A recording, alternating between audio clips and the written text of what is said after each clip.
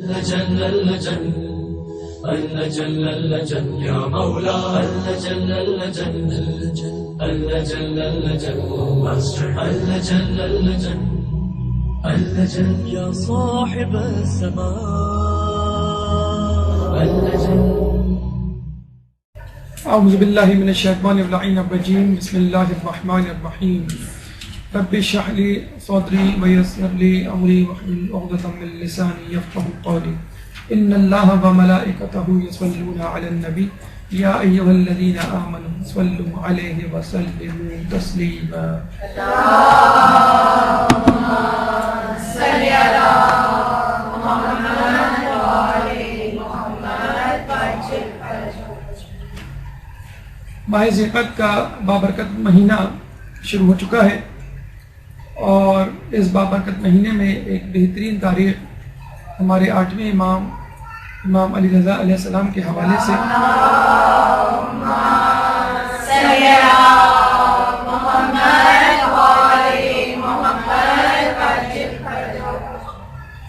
11 ذیقعدہ کے حوالے سے آتی ہے اور یہ ہمارا طریقہ ہے، یہ ہماری ریت ہے، یہ ہماری ثقافت ہے، یہ تعلیمات اہل بیت کا حصہ ہے کہ اگر کوئی تاریخ کوئی دن اہل بیت کے حوالے سے خوشی کا ہوا کرتا ہے تو اس دن ہم بھی خوش ہوتے ہیں، اور اگر کوئی تاریخ کوئی دن کوئی موقع اہل بیت کے حوالے سے غم کا ہوتا ہے تو ہم بھی غمگین ہوتے ہیں.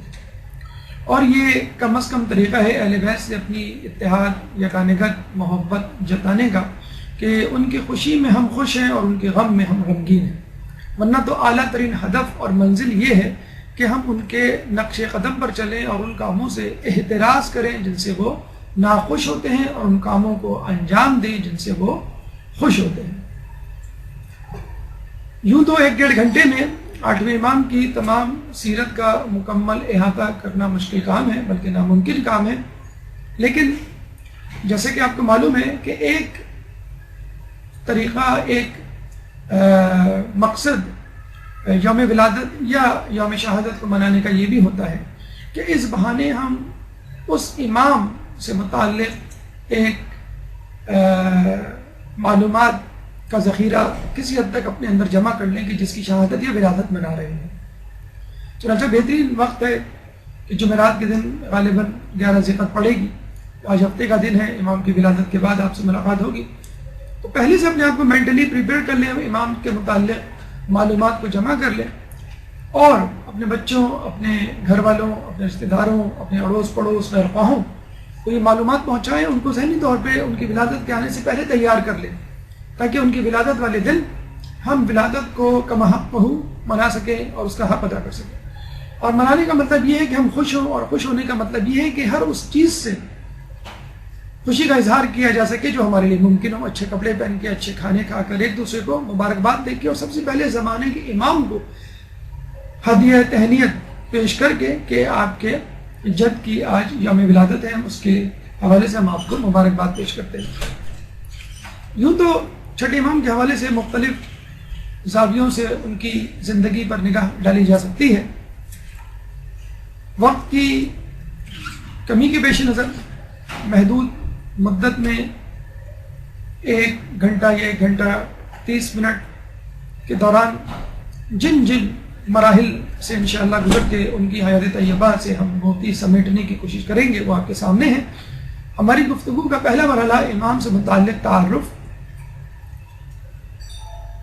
دوسرا مرحلہ نس امامت یعنی کس طرح آپ کی امامت ثابت ہوتی ہے، تیسرا مرحلہ بادشاہان وقت، آپ کے زمانے کے کون کون سے بادشاہ گزرے ہیں آپ کے زمانے میں، اخلاقی پہلو جو کہ اہم ترین پہلو ہے جس کو اپنا کر، جس کو عملی زندگی میں ڈھال کر ہمیں اپنی زندگی کو درستگی کی طرف گامزن کرنا ہے.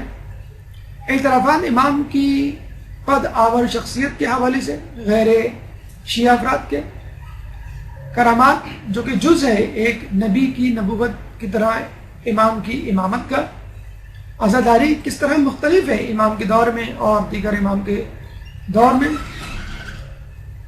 شہادت کس طرح واقع ہوئی، کس نے شہید کیا اور کیوں کیا، اس کے اثرات، ازواج و اولاد، ہلکا سے ایک تعارف، اور آخر میں اصحاب و تلامذہ، یعنی آپ کے کمپینینز، آپ کے دوست احباب اور وہ افراد جو آپ کے سامنے زانو تلمس طے کرتے تھے۔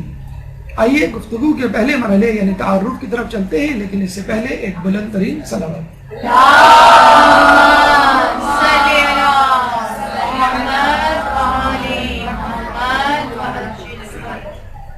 ولادت جیسے کہ آپ کو بتایا گیا کہ 11 ذی القعدہ 148 ہجری، کچھ روایات کے مطابق 11 ذی الحج 153 ہجری، زیادہ مشہور روایت 11 ذی القعدہ 148 ہجری کی ولادت ہے۔ شہادت کی تاریخ 23 ذی القعدہ 203 ہجری اور ایک روایت کے مطابق 17 صفر 203 ہجری، یعنی ولادت میں تاریخ اور سال دونوں میں اختلاف ہے، لیکن ایک تاریخ اور سال معتبر ہے۔ اسی طرح شہادت میں تاریخ میں تو اختلاف ہے لیکن سن ہجری میں اختلاف نہیں، 23 ذی القعدہ اور 17 صفر۔ یوں سمجھ لیجئے کہ 11 صفر ولادت ہے، اس کے 12 دن بعد شہادت۔ آسانی کے لیے اس طرح آپ یاد کر سکتے ہیں، ورنہ 17 صفر بھی امام کی شہادت منائی جاتی ہے۔ والد، امام کے والد خود امام، جیسے کہ آپ کو معلوم ہے ہمارے 7ویں امام امام موسیٰ کاظم علیہ السلام۔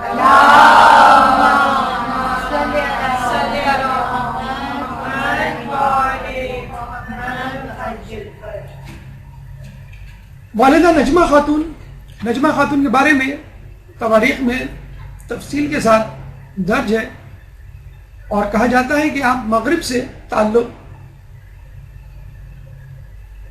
رکھا کرتی تھی، یعنی مغرب سے آئی تھی اور ایک کنیز تھی، اور آپ کی شادی کی پیشن گوئی خود رسول اکرم صلی اللہ علیہ وآلہ وسلم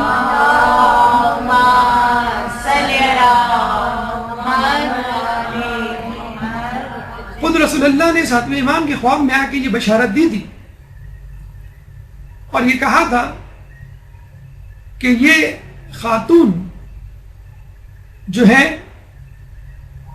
وہ 8ویں امام کی والدہ بنے گی، اور کہا یہ جاتا ہے کہ ہمارے 7ویں امام کے خواب میں آ کے رسول اللہ نے جب یہ بشارت دی اور ان خاتون کا تذکرہ کیا جو اس وقت کنیز تھیں اور مغرب سے تعلق رکھتی تھیں، اور یہ بھی بتایا کہ فلاں بازار میں یہ بطور کنیز فروخت ہو رہی ہوں گی، جاؤ جا کے ان کو خرید دو، تو ہمارے 7ویں امام اپنے ایک صحابی کے ساتھ اس بازار گئے اور وہاں پہ موجود ایک مغرب سے آئے ہوئے شخص مخاطب کر کے کہا کہ تمہارے پاس کتنی کنیزیں ہیں، میں ان کو دیکھنا چاہتا ہوں۔ اس مغرب سے آئے ہوئے شخص نے تمام کنیزیں دکھانا شروع کر دی ایک کے بعد ایک، لیکن امام کو اپنی مطلوبہ کنیز یعنی اپنی مطلوبہ شخصیت جس کا تذکرہ رسول اللہ نے خواب میں کیا تھا نظر نہیں آئی۔ تمام کنیزوں کو دیکھنے کے بعد امام نے اس مغرب سے آئے ہوئے شخص سے اصرار کیا کہ تمہارے پاس کوئی اور کنیز ہو تو دکھاؤ۔ اس نے جب انکار کیا اور امام کے مزید اصرار پہ اس نے بتایا کہ میرے پاس ایک کنیز موجود ہے لیکن وہ بیمار ہے، امام نے کہا میں اسے دیکھنا چاہتا ہوں، اس کے باوجود اس شخص نے امام کو دکھانے سے انکار کر دیا۔ امام واپس آ گیا اور دوسرے دن پھر دوبارہ اپنے اسی صحابی کو کچھ مال دے کر اسی بازار میں بھیجا اور کہا کہ دیکھو اب وہ شخص اس کنیز کو، اس خاتون کو فروخت کر رہا ہوگا اور اتنے دام میں فروخت کر رہا ہوگا، وہ جتنے دام بتائے تم اس سے وہ کنیز اتنے دام میں خرید لے۔ اب وہ صحابی جاتے ہیں اور وہ شخص وہیں کھڑا ہوتا ہے، جتنے وہ پیسے بتاتا ہے یہ صحابی اس کو دے دیتے ہیں۔ جب یہ صحابی جانے لگتے ہیں تو اس شخص نے وہ صحابی سے پوچھتا ہے کہ وہ تمہارے ساتھ جو بزرگ آئے تھے وہ کون تھے؟ صحابی کہتے ہیں کہ وہ بنی ہاشم کے بہت بڑے سردار ہیں۔ تو شخص نے کہا کہ مجھے مزید ان کا تعارف کرواؤ، تو صحابی نے مزید کچھ بتلانے سے انکار کر دیا۔ اس مغرب سے آئے شخص نے کہا کہ میں اس لیے پوچھ رہا ہوں کہ میں نے خود یہ کنیز ایک بہت دور دراز مقام سے خریدی تھی، اور جب میں نے یہ کنیز خریدی تو وہاں میں موجود ایک بوڑھی شخص نے مجھ سے یہ کہا کہ یہ کنیز تو تیرے قابل نہیں، یہ تو اس کے قابل ہے کہ جو اپنے دور میں روئے زمین پر سب سے زیادہ مکرم بزرگ انسان ہوگا، اور اس کے بدن سے وہ شخصیت پیدا ہوگی جو خود اپنے زمانے میں تمام افراد سے کرۂ زمین پر مقدس اور برتر ہوگی۔ ایک درود پڑھ دیں محمد علیہ۔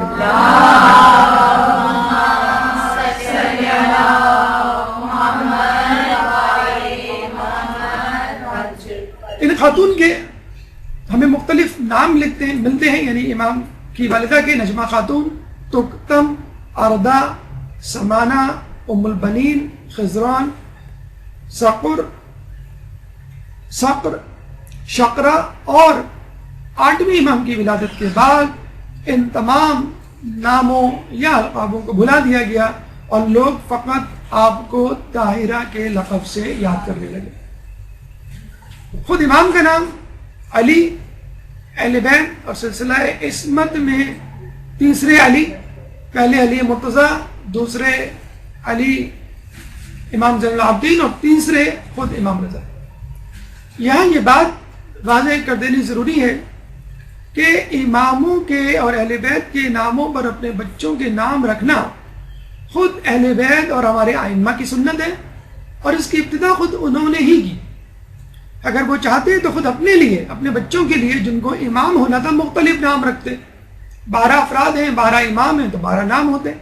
لیکن جس طرح ہمارے یہاں ایک رواج ہے کہ اگر خاندان میں دور دراز محلے میں، دور دراز علاقوں میں بھی کوئی نام نظر آ جائے جو کامن ہو جائے تو ہم کہتے ہیں بھی یہ نام تو رکھا جا چکا، ہم یہ نام دوبارہ نہیں رکھیں گے۔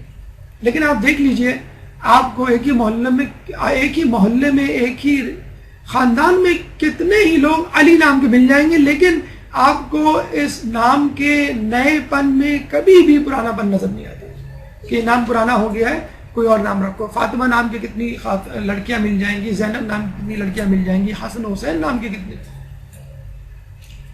بڑا جسے کہتے ہیں کہ بھونڈا نکتہ ہے، شاید بڑی عجیب مثال ہے، لیکن کہا یہ جاتا ہے کہ اغیار میں اگر کسی مسلمان کو پکارنا ہو یا کسی مسلمان کا نام لینے کا آپ اس سے ارادہ کریں کہ تم کسی مسلمان کا نام بتاؤ، کوئی کرسچن ہندو آپ کے سامنے آئے اور اس سے آپ کہیں کہ تم کسی مسلمان شخص کا نام بتاؤ، تو یقین کیجئے اس کے منہ سے محمد، علی، حسن، حسین، فاطمہ، زینب، عباس جیسے نام نکلتے ہیں۔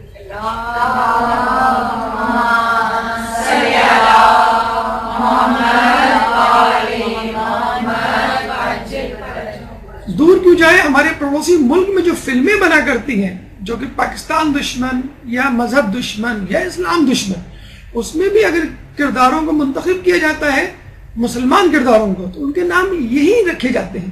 یعنی اغیار کے ذہن میں بھی، غیر مسلموں کے ذہن میں بھی اگر مسلمان ہیں تو بس اسی نام کے مسلمان ہیں، دوسرے نام کے مسلمان کہنے کے حقدار نہیں۔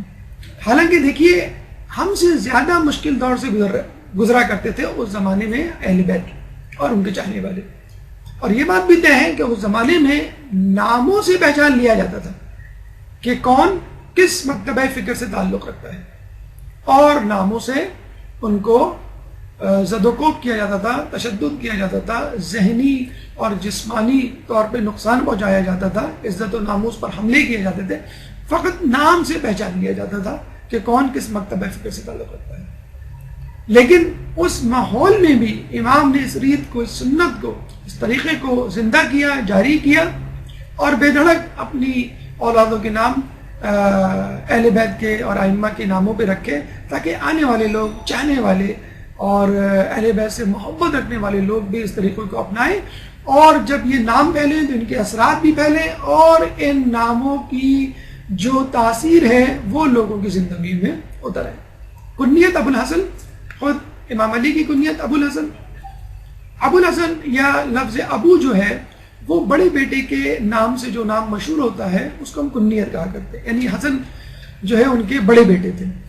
ویسے آپ کی معلومات کے لیے یہ کنیت بیٹی کے نام سے بھی ہو سکتی ہے، اور یہ کنیت کسی بھی رشتہ دار کے حوالے سے ہو سکتی ہے، حتیٰ کہ چچا ماموں کے حوالے سے بھی ہوتی ہے، یعنی جو شخصیت خاندان میں مشہور ہو اس کے حوالے سے یہ کنیت مشہور ہو سکتی ہے، لیکن عموماً اس کنیت کو بڑے بیٹے کی نسبت سے استعمال کیا جاتا ہے۔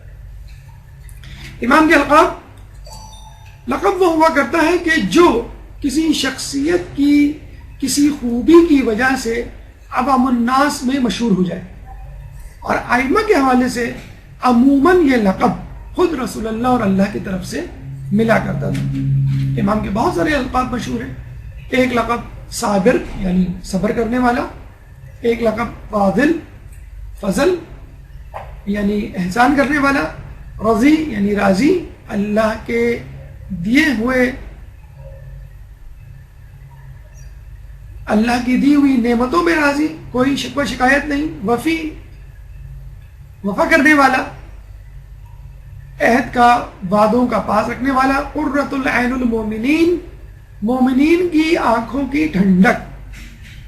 یہاں میں آپ کو عربی سے اردو میں ترجمہ کرنے کی ایک ٹپ دیتے چلیں کہ جب کوئی مرکب لفظ عربی میں یا فارسی میں آپ کے سامنے آئے تو اس کا ترجمہ کرتے ہوئے پہلے آپ الفاظ کا ترجمہ کریں الگ الگ اور پھر اس کو الٹا پڑھ لیں. قرہ یعنی ٹھنڈک، عین یعنی آنکھ، مومنین یعنی مسلمان یا مومنین. اب اس کو الٹا پڑھ لیے، قرۃ العین المومنین مومنین العین القرہ یعنی مومنین کی آنکھوں کی ٹھنڈک. اس طرح فارسی میں ہوتا ہے کتاب خدا، خدا کی کتاب، اس کو الٹا کرتے ہیں. تو مرکب اضافی یا مرکب الفاظ کو ترجمہ کرتے ہوئے، بلکہ عربی میں اگر آپ لوگوں میں سے کوئی عربی سیکھ رہا ہے تو اس کے لیے ایک اہم ہدایت کہ اگر عربی میں ترجمہ کرنا ہو تو عربی میں عموماً جملہ جو ہے وہ الٹا کر کے ترجمہ کیا جاتا ہے. جیسے ہم کہتے ہیں دروازہ کھولو، اردو میں اگر ہمیں کہا جائے گا، ویسے تو بہتر یہی کہ دروازہ بند رکھیں، کلاس ڈسٹرب ہوگی. اگر آپ کو کہا جائے کہ دروازہ کھولو، دروازہ پہلے بولیں گے ہم، کھولنا بعد میں کہیں گے، ٹھیک ہے. عربی میں ہم کہیں گے افتح الباب، افتح یعنی کھولو دروازہ. اگر کوئی کہے کہ کھولو دروازہ، ہم کہیں گے اس نے ابھی نئی نئی اردو سیکھی ہے، حالانکہ ہو سکتا ہے وہ عربی بولنے والا ہو اور وہ اپنے اعتبار سے ترجمہ کر رہا ہو افتح الباب یعنی کھولو دروازہ. لیکن اردو میں جو ہے الٹا بولا جاتا ہے، دروازہ کھولو یعنی آبجیکٹ یا مفعول پہلے بولا جاتا ہے اور فعل بعد میں آتا ہے. عربی میں فعل و فاعل و مفعول یہ ترتیب ہوتی ہے، پہلے فعل ہوتا ہے پھر فاعل ہوتا ہے پھر مفعول ہوتا ہے. فعل یعنی ورب، فاعل یعنی سبجیکٹ، مفعول یعنی آبجیکٹ، یہ ترتیب ہوتی ہے عربی میں، فعل فاعل مفعول. اردو میں کچھ الٹا معاملہ ہوتا ہے، کم از کم مفعول پہلے آتا ہے پھر فعل. غیظ الملحدین، ملحدین کہتے ہیں جو اللہ کو نہ مانے، ایتھیسٹ، سیکولر.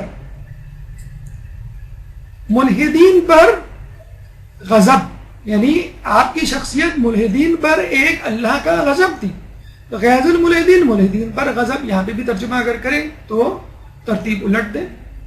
رضا یہ وہ لقب تھا جو امام کا سب سے زیادہ مشہور ہوا. جیسے ہم امام، ہمارے جو چوتھے امام ہیں ان کا نام علی ہے، لیکن علی کے نام سے کوئی نہیں پہچانتا. امام زین العابدین کے نام سے زیادہ پہچانتے ہیں، حالانکہ امام زین العابدین ان کا لقب ہے. زین العابدین عابدوں کی زینت ان کا لقب ہے، لیکن جب تک ہم زین العابدین نہ کہیں، فقط علی کہتے ہیں تو لوگ نہیں پہچانیں گے کون سے علی، پہلے علی، چوتھے علی، آٹھویں علی. اسی طرح امام علی کے آگے جب تک آپ علی رضا نہ لگا دیں اس وقت لوگ نہیں سمجھتے کہ یہ کون سے علی کی بات ہو رہی ہے. سب سے زیادہ مشہور لقب تھا، اور امام رضا بھی بول دیں تو لوگ سمجھ جاتے ہیں کس امام کی بات ہو رہی ہے. لوگوں میں بہت مشہور تھا، لوگوں نے اس لقب کو اتنا بڑھایا کہ ان کا اصل نام لوگ بھول گئے. حقیقت میں یہ لقب خود رسول اللہ کا دیا ہوا تھا، لیکن جب مامون نے ان کو ولی عہدی دی اور انہوں نے چاروں ناچار، جس کے بعد اس بات انشاءاللہ کسی وقت ہم آپ کے سامنے زیر گفتگو لائیں گے، جب آپ نے مصلحتاً اس ولی عہدی کو قبول کر لیا تو نہ صرف اپنے چاہنے والے بلکہ اغیار بھی آپ کے حلقہ احباب میں، آپ کے چاہنے والوں میں شامل ہو گئے، اور آپ کی محفل، آپ کی مجلس، آپ کی درسگاہ جو ہے وہ ہر خاص و عام کے لیے، ہر شیعہ اور غیر شیعہ افراد کے لیے عام ہو گئی. یعنی ہر شخص آپ سے راضی ہو گیا. بس وہاں سے آپ کا یہ لقب اور زیادہ مشہور ہو گیا. پہلے اپنے لوگوں میں یہ لقب مشہور تھا، اس کے بعد عام لوگوں میں بھی یہ لقب مشہور ہو گیا، کیونکہ اپنے اور غیر دونوں قسم کے افراد آپ سے راضی ہو گئے اور آپ کو امام علی رضا کہا جانے لگا. نسیم احمد، ہماری گفتگو کا دوسرا مرحلہ، ایک درود پڑھ دیجئے محمد.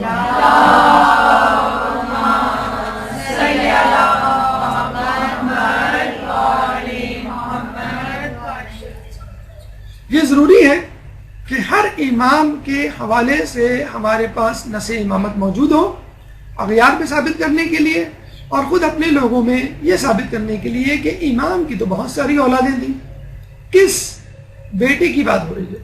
کیونکہ خود شیعہ گروہ میں بھی بہت سارے فرقے جو بنے ہیں، اسماعیلی اور بہری اور دیگر فرقے، زیدیہ یا دیگر فرقے، وہ اسی بنیاد پر بنے ہیں کہ امامت کی نص پہ اختلاف ہو گیا یا نص کو نہیں مانا گیا یا اپنے تئیں جو ہے وہ قیاس کر لیا گیا کہ امام کی فلاں اولاد امام ہوگی۔ تو اس کی نص سن لیجئے، بحر الانوار میں درج ہے کہ ایک دفعہ امام موسیٰ کاظم علیہ السلام کے خواب میں رسول اللہ اللہم صلی علی محمد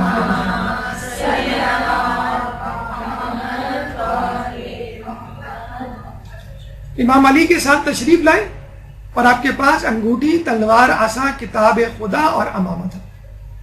جب ساتھ میں امام نے پوچھا یہ سب کیا ہے تو بتایا گیا کہ امامہ اللہ کی سلطنت ہے، کتاب خدا خدا کا نور ہے، عصا خدا کی طاقت و قوت ہے، تلوار اللہ کی عزت ہے، اور انگوٹھی ان تمام چیزوں کی ایک علامت ہے۔ اب یہ عہدہ امامت تمہارے بعد تمہارے فرزند علی کے پاس جائے گا، یعنی امام علی رضا کے پاس جائے گا۔ اور آپ کو معلوم ہے جب عہدہ امامت کسی کے پاس جاتا ہے تو یہ تمام چیزیں بھی اس کے پاس جاتی ہیں۔ جب ہمارے موجودہ امام، زمانہ حال کے امام جب آئیں گے تو ان کے پاس بھی یہ تمام چیزیں تبرکات موجود ہوں گی، اور یہ ایک طرح کی دلیل ہوگی جو اپنی امامت پر وہ قائم کریں گے۔ امام نے یہ خواب سنا کر اپنے ایک چاہنے والے کو یہ کہا، بلکہ اس چاہنے والے نے یہ جب دریافت کیا کہ جب آپ نہ ہوں گے تو پھر آپ کے بعد کون امام ہوگا، کیونکہ ہر جانے والے امام نے آنے والے امام کی خبر دی ہے آپ سے پہلے۔ تو امام موسیٰ کاظم علیہ السلام نے فرمایا کہ دیکھو وہ زمانہ اور تھا، یہ زمانہ اور ہے۔ تو پوچھنے والے نے کہا کہ اگر کوئی شخص آپ کے اس جواب پر راضی ہو جائے تو اس پہ خدا کی لعنت۔ کتنا مضبوط ایمان تھا، وہ سمجھ گیا کہ امام جو ہے میرا امتحان لینا چاہ رہے ہیں اور یہ جواب قابل قبول نہیں ہے۔ یعنی نعوذ باللہ دوسرے الفاظوں میں امام کہنا چاہ رہے ہیں کہ پہلے تو اعلان ہوتا تھا امامت کا، آنے والے امام کا، اب نہیں ہوگا، یہ ہو ہی نہیں سکتا۔ رسول اللہ گئے تو 12 اماموں کا اعلان، ولایت علی کا اعلان کر کے گئے، علی گئے تو حسن کا، حسن گئے تو حسین کا، اس کے بعد ہر آنے والے امام کا اعلان ہوا۔ یہ کیسے ممکن ہے کہ 7ویں امام کے جانے کے بعد 8ویں امام کا اعلان نہ ہو؟ اچھا، اس کا بھی تذکرہ بھی آگے آئے گا کہ 8ویں امام کی جو اعلان امامت ہے یا نص ہے وہ بڑی تنازع کے ساتھ لوگوں میں مشہور ہوئی، اور بعد میں بڑی مشکل سے لوگوں نے اس کو قبول کیا، اور بہت سے لوگوں نے تو انکار کر دیا۔ کیوں؟ اس کی وجہ آگے آئے گی۔ امام نے جب یہ کہا، جب اس نے یہ کہا کہ اس پہ خدا کی لعنت، تو جس جواب پہ مطمئن ہو جائے، میں تو مطمئن نہیں ہوں گا، تو امام نے تبسم فرمایا، یعنی وہ بھاگ گئے کہ یہ ہمارا پکا شیعہ ہے۔ امام نے پھر اس کو یہ خواب سنایا کہ جس خواب میں انہوں نے رسول اللہ اور علی کو دیکھا اور یہ تمام چیزیں دیکھی اور رسول کا یہ جو ہے وہ جواب سنا، بشارت سنی۔ پھر امام نے اس شخص کو کہا کہ دیکھو یہ بات جو میں تمہیں بتا رہا ہوں امام علی رضا کی ولایت اور امامت کے حوالے سے کہ میرے بعد میرا بیٹا امام علی رضا امام ہوگا، تو یہ بات تم فقط اہل افراد کو بتانا، عاقل افراد کو بتانا، ہر کسی کو نہیں بتاتے پھر۔ کیوں؟ حالات حالانکہ بہت اچھے حالات سے گزر رہے تھے، امام پانچویں امام اور چھٹے امام بہت اچھے حالات سے گزرے تھے، لیکن اس کے بعد 7ویں امام کے بعد حالات نے پلٹا کھایا اور حالات اہل بیت پہ تنگ ہو گئے، زندگی تنگ ہو گئی اور بہت دشوار گزار لمحات اور وہ مدت امام نے گزاری ہے۔ 14 سال کی قید و بند کی مصیبتیں انہوں نے برداشت کی اور اسی حالت میں ان کی شہادت ہوئی۔ 14 سال کی دوری کے بعد لوگوں کو یقین آنا کہ امام نے کس کے لیے ہمیں کہا تھا، بڑا مشکل کام ہے، لیکن امام نے کس طرح اس صورتحال کو سنبھالا یہ آپ کے سامنے بھی آئے گا۔ امام نے جب یہ خواب سنایا تو اپنے چاہنے والے سے کہا کہ دیکھو یہ خواب، یہ بات، یہ بشارت اور یہ نص نین نون اور صاد نص کرتے ہیں کسی حکم کا واضح قرآنی اور حدیثی استدلال، یعنی جو بھی بات آپ سے کہی جا رہی ہے، جو حکم آپ کو سنایا جا رہا ہے، وہ قرآن یا سنت، قرآن یا حدیث، قرآن یا روایت میں واضح طور پر موجود ہے. ایک تو ہوتا ہے ایکسٹریکٹ کریں، قیاس کریں، اس میں سے بات کو نکالیں، استنباط کریں، نہیں، اطلاق کریں، نہیں، واضح طور پہ موجود ہے. جس کو ہم کہتے ہیں نص امامت، یعنی امامت کے متعلق قرآن یا حدیث رسول یا حدیث اہل بیت میں کوئی واضح ہدایت. تو امام نے کہا کہ تم ایسے شخص کو بتانا جو اس کا اہل و عاقل ہو. کیوں کہ اللہ فرماتا ہے ان اللہ یأمرکم ان تؤدوا الامانات الی اہلها، بے شک اللہ تمہیں حکم دیتا ہے کہ اس امانت کو جو تمہیں دی گئی ہے اس کے اہل تک پہنچا دو. بے شک اللہ تمہیں حکم دیتا ہے کہ امانت کو اس کے اہل تک پہنچا دو. سورہ نساء آیت نمبر 58. پھر امام نے یہ بھی فرمایا کہ کیوں ضروری ہے، وَمَنْ أَظْلَمُ مِمَّنْ كَتَمَ شَهَادَةً عِنْدَهُ مِنَ اللَّهِ، اور اس سے بڑھ کر ظالم کون ہوگا جو اس شہادت کو چھپائے جو اللہ کی طرف سے اس کو ودیعت کی گئی ہے. وَمَنْ أَظْلَمُ، کون ہوگا اس سے ظالم، ممن کتم شہادتن، جو چھپائے شہادت کو، عندہ، جو اس کے پاس ہو، من اللہ، اللہ کی طرف سے. اب میں نے تمہیں یہ شہادت، یہ بشارت پہنچا دی، وقت آنے پر عاقل، بالغ، شعور رکھنے والے فرد تک یہ بات پہنچا دینا. وقت پڑے تو چھپانا نہیں، ورنہ اگر فتنہ و فساد پھیلنے کا اندیشہ ہو، جان و مال عزت خطرے میں ہو اور مسائل درپیش ہو تو اس کو نہ بتانا. سورہ بقرہ آیت نمبر 40 کی آیت کو امام نے اس کے سامنے پڑھا. ایک اور امام موسیٰ کاظم علیہ السلام کی گواہی اپنے ایک صحابی زیاد کے متعلق، زیاد کے حوالے سے.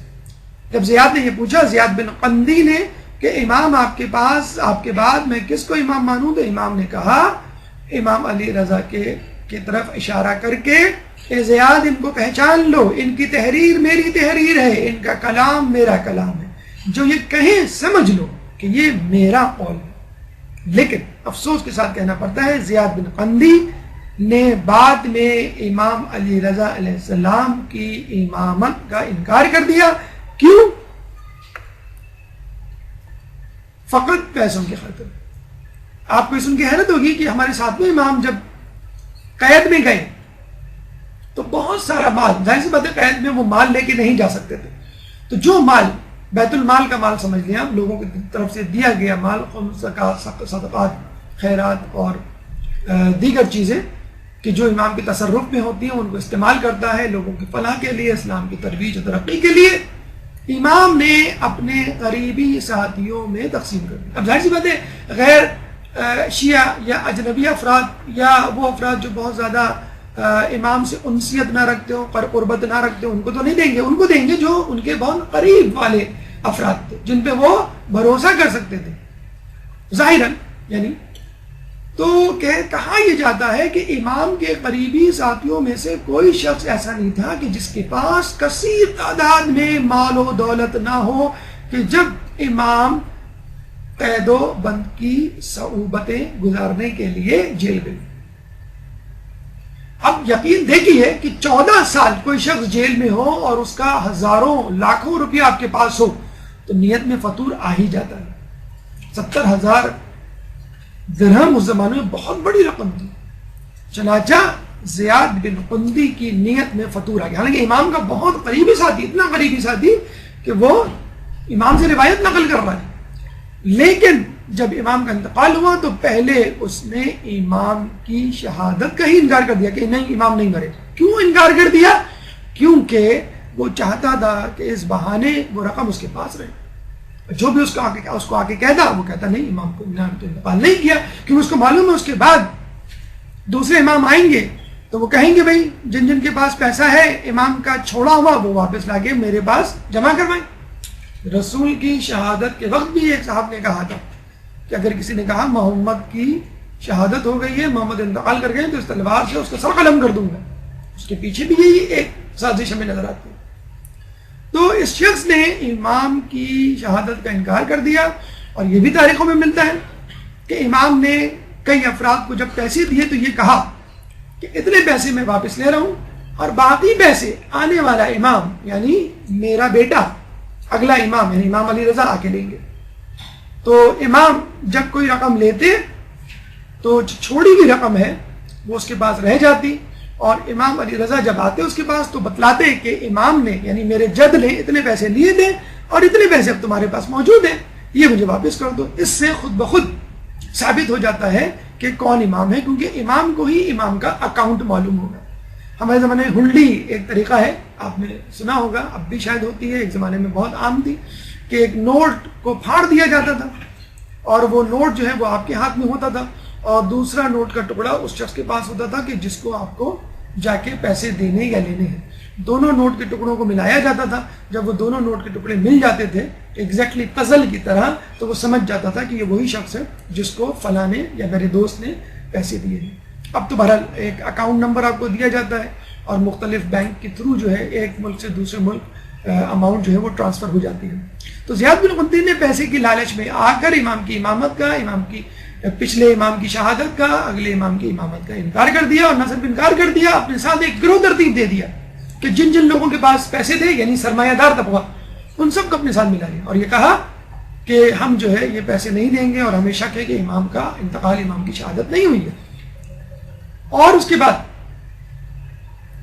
اگر کوئی یہ پیسے لے کر, اپنے پاس موجود پیسے لے کر امام علی رضا کے پاس جاتا اور یہ کہتا کہ یہ پیسے موجود ہیں, یہ لے لیں, میں آپ کو امام مانتا ہوں, تو یہ افراد زیاد بن قندی کی سربراہی میں اس کے پاس جاتے, اس کو رشوت دیتے کہ دیکھو ہمارے پاس 70,000, ہمارے پاس 50,000, ہمارے پاس اتنے ہزار موجود ہیں, اس میں سے ہم 10,000 درہم تم کو دینے کے لیے تیار ہیں, لیکن تم اپنے پیسے واپس نہ لوٹاؤ. تو یہ کام بھی, یہ دھندا بھی اور یہ کاروبار بھی لوگوں نے شروع کر رکھا تھا. تو اس زمانے میں بھی ایسے لوگ موجود تھے, اس زمانے میں بھی ایسے لوگ موجود ہیں کہ جو امام کی امامت کا انکار کر دیتے ہیں فقط پیسے کی اور دنیا کی لالچ میں. اس کے علاوہ ایک اور مرتبہ ہمارے ساتویں امام کے پاس ایک صحابی آیا تو امام نے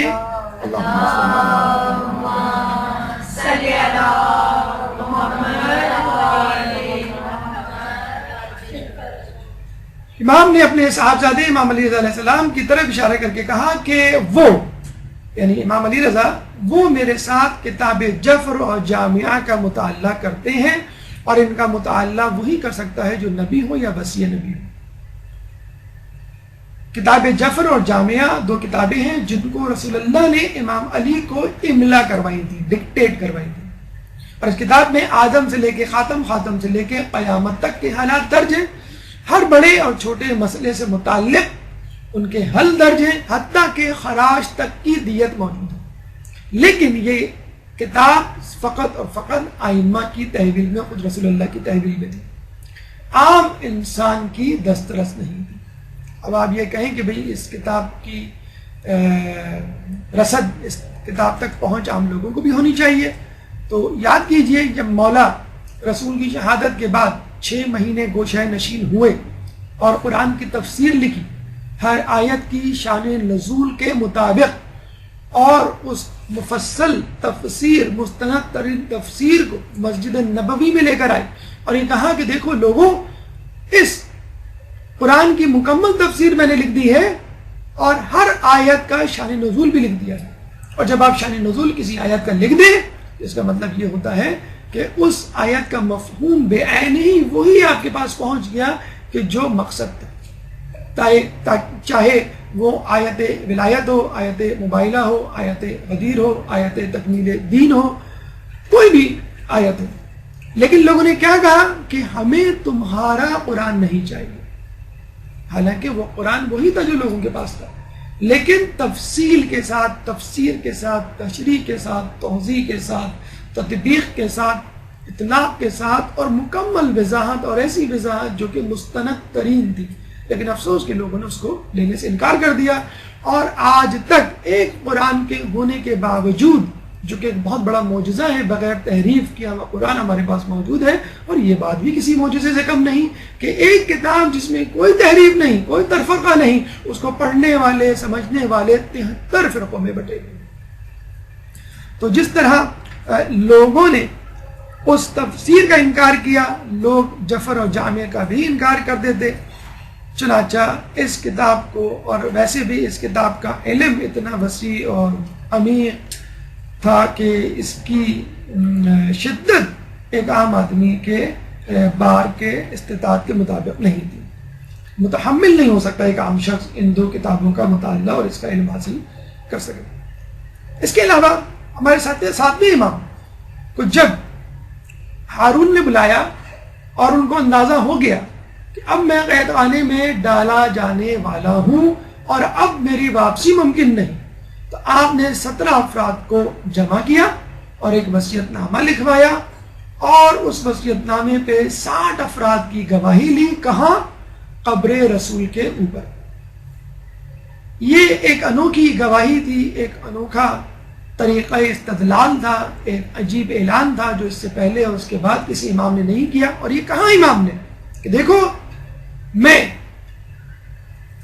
اپنے باپ، اپنے بیٹے امام علی رضا یعنی علی کو امام بنانے جا رہا ہوں ابھی اسی وقت، کیونکہ مجھے نہیں معلوم کہ آج کے بعد مجھے تم لوگوں سے ملاقات کرنی پڑے یا نہیں، اور مجھے نہیں معلوم یا مجھے معلوم ہے کہ جب میرا وقت شہادت آئے گا تو میرا بیٹا میرے پاس موجود ہے. چنانچہ 14 سال پہلے ہی امام نے اپنی امامت کی منتقلی سے متعلق وصیت نامہ اور گواہی قبر رسول پر لکھوا لیا اور لوگوں سے گواہی دے لی. ہماری گفتگو کا تیسرا مرحلہ بادشاہان وقت امام کے زمانے میں. ایک درود پڑھ دیجئے محمد علی محمد.